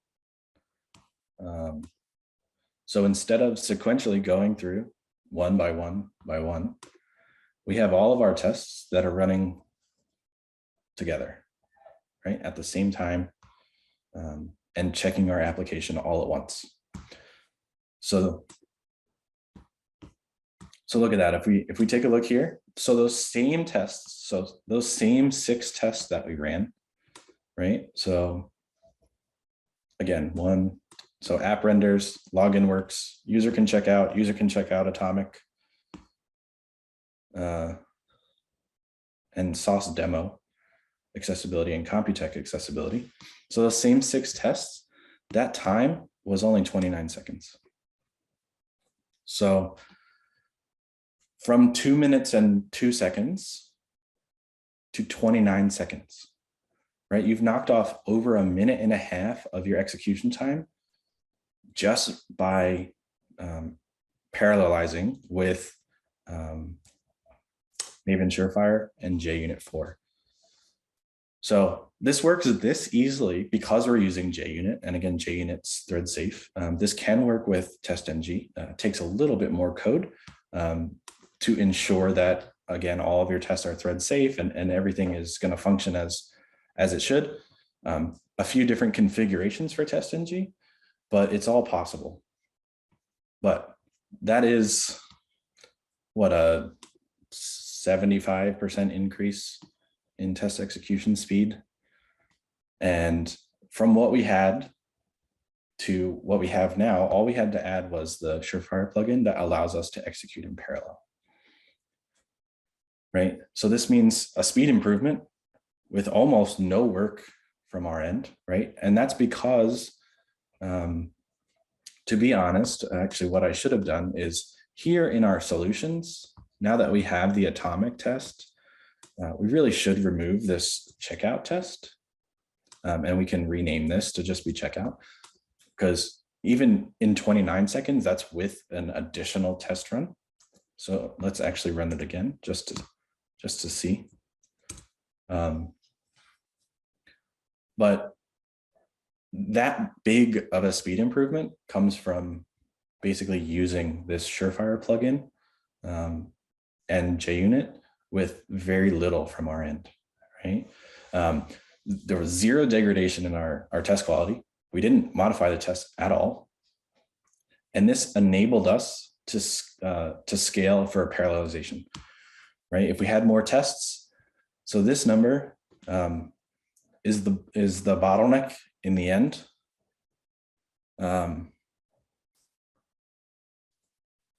So either this number is the bottleneck, which kind of goes with your test numbers here, right? So you can run up to your sessions. So if you had, in my case, 100, if I had 100 tests, I'd still be able to run everything just as fast. If I had 110 tests, obviously those 10 extra tests would need to wait so I could utilize my sessions. So it's going to be very dependent on how many sessions you can run. But with that said, if you then increase the number of sessions you can run, right? Take sauce, for example, if you had 10 sessions, just by upgrading and making it 20 sessions, the only thing you have to change is the thread count, nothing else to your tests. And now you're able to utilize all 20 sessions, right? And that's because we made sure our tests were autonomous, so that they can run basically in any order. They're not reliant on each other, and that they kind of do their own data setup.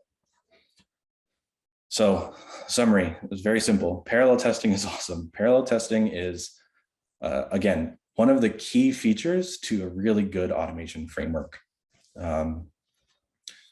It's really, again, what can make or break something from an automation standpoint. If tests aren't parallelized, or if they're not parallelized correctly, it can cause a lot of issues when trying to execute, causes increased execution time.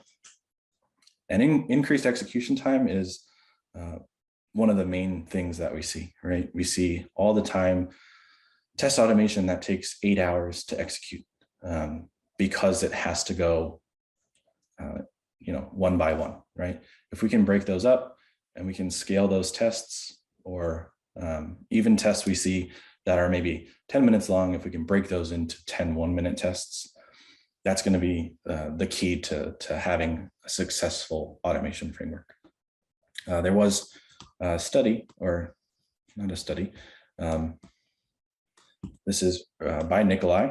He's with us today. He worked with a company to basically take their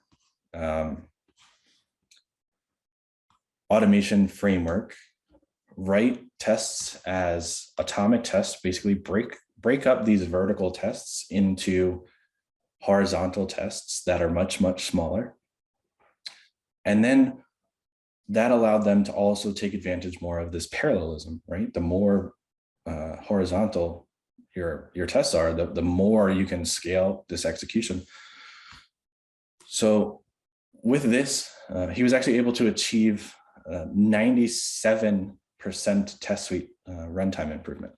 And all of this while also increasing the test coverage.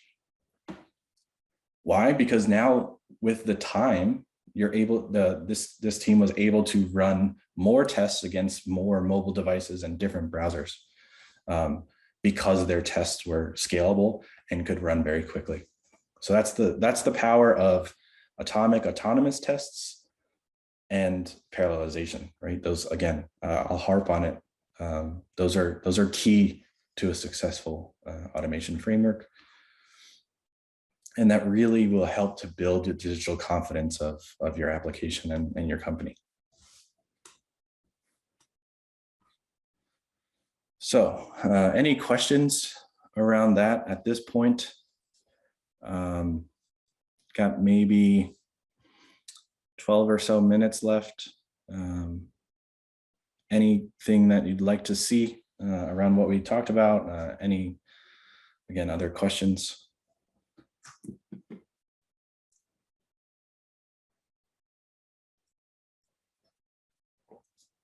And yes, yeah, again, automation enthusiasts, correct. TestNG parallelization is possible. You just have to implement, right? There's code that needs to be implemented in order to make it thread safe. I can, let's see. We do have, let me see here. We have some examples from Sauce Labs that help with things like parallelization. Of course, those links don't work. So again, you can, so Sauce base test does allow for, actually, let me open up this code in IntelliJ just so we can take a look.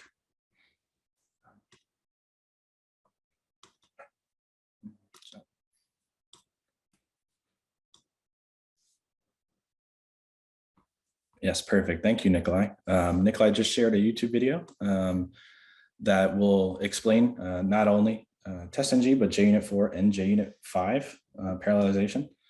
And then again, we do have all of this, these code repositories and items on our repositories. So I can share, in this case, this is Java. So I'll share this link. Which does have some examples, not specifically at a framework level, but you can see here that, and this doesn't seem, so if we take a look at what Sauce base test this is importing, this is actually importing the TestNG version of Sauce base test instead of the JUnit 4. And we can see here that this basically, again, kind of takes care of some of that making sure your tests are thread safe, right? Your sauce session is thread safe, data center, and then your driver, which is specific to the session, is going to be thread safe. So all of this, again, if you use sauce bindings, the parallelization becomes a bit more easy as long as you're extending base test. But if you're not extending base test, I don't think I have anything specific. You would, again, just want to make sure that things that you need to be thread safe, your driver instance, your, right, in this case, data center, you just want to make sure that those are, let's see. Yeah, so this is a better, so, right, we want to make sure our driver, and that's the key thing. We want to make sure our driver is thread safe so that it can scale, right? So that these can be opened in parallel across different tests. And then what we would do, you can see that this is basically just going to print out multiple threads and run the tests all in parallel. That's a pretty easy example to try to understand. But this is kind of how you would do it with TestNG. Again, possible. There's just a few more steps that you need to take in order to ensure that things run nicely. Whereas with something like JUnit, it's kind of built in to the JUnit framework, and there's no additional steps that need to take place.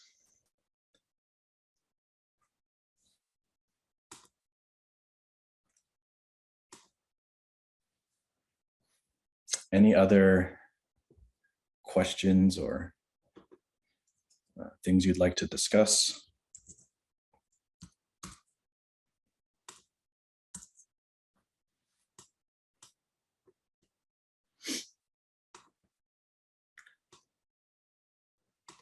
As for parallel, it will run up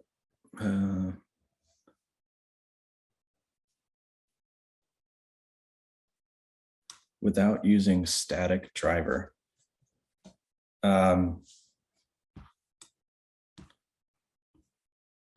So in this case, this isn't using static driver, but you still have to use thread local. As for parallel, it will mess up when tests run in parallel. I'm not sure I follow. Again, as long as your driver is thread safe, which is the point of thread local, you shouldn't have issues running in parallel. And I mean, with TestNG, you wouldn't have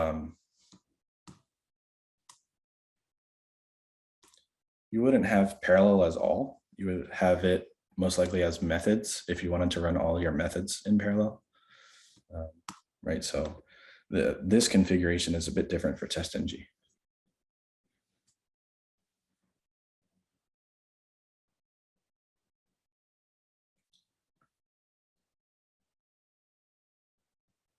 Parallel equals test is possible. Sorry, I'm not sure I'm following.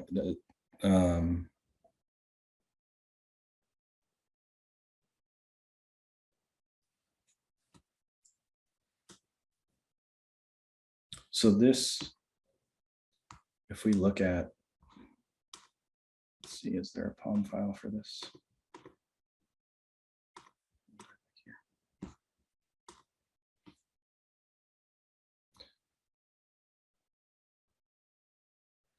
So you can see here that this is how you would basically have this for TestNG, right? You'd have parallel set as methods and thread count instead of thread count methods.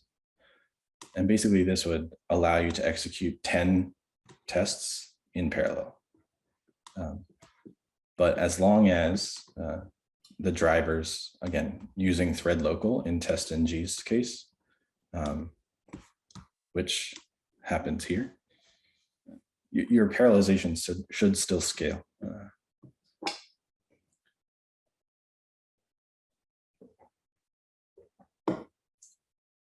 Any other questions or concerns?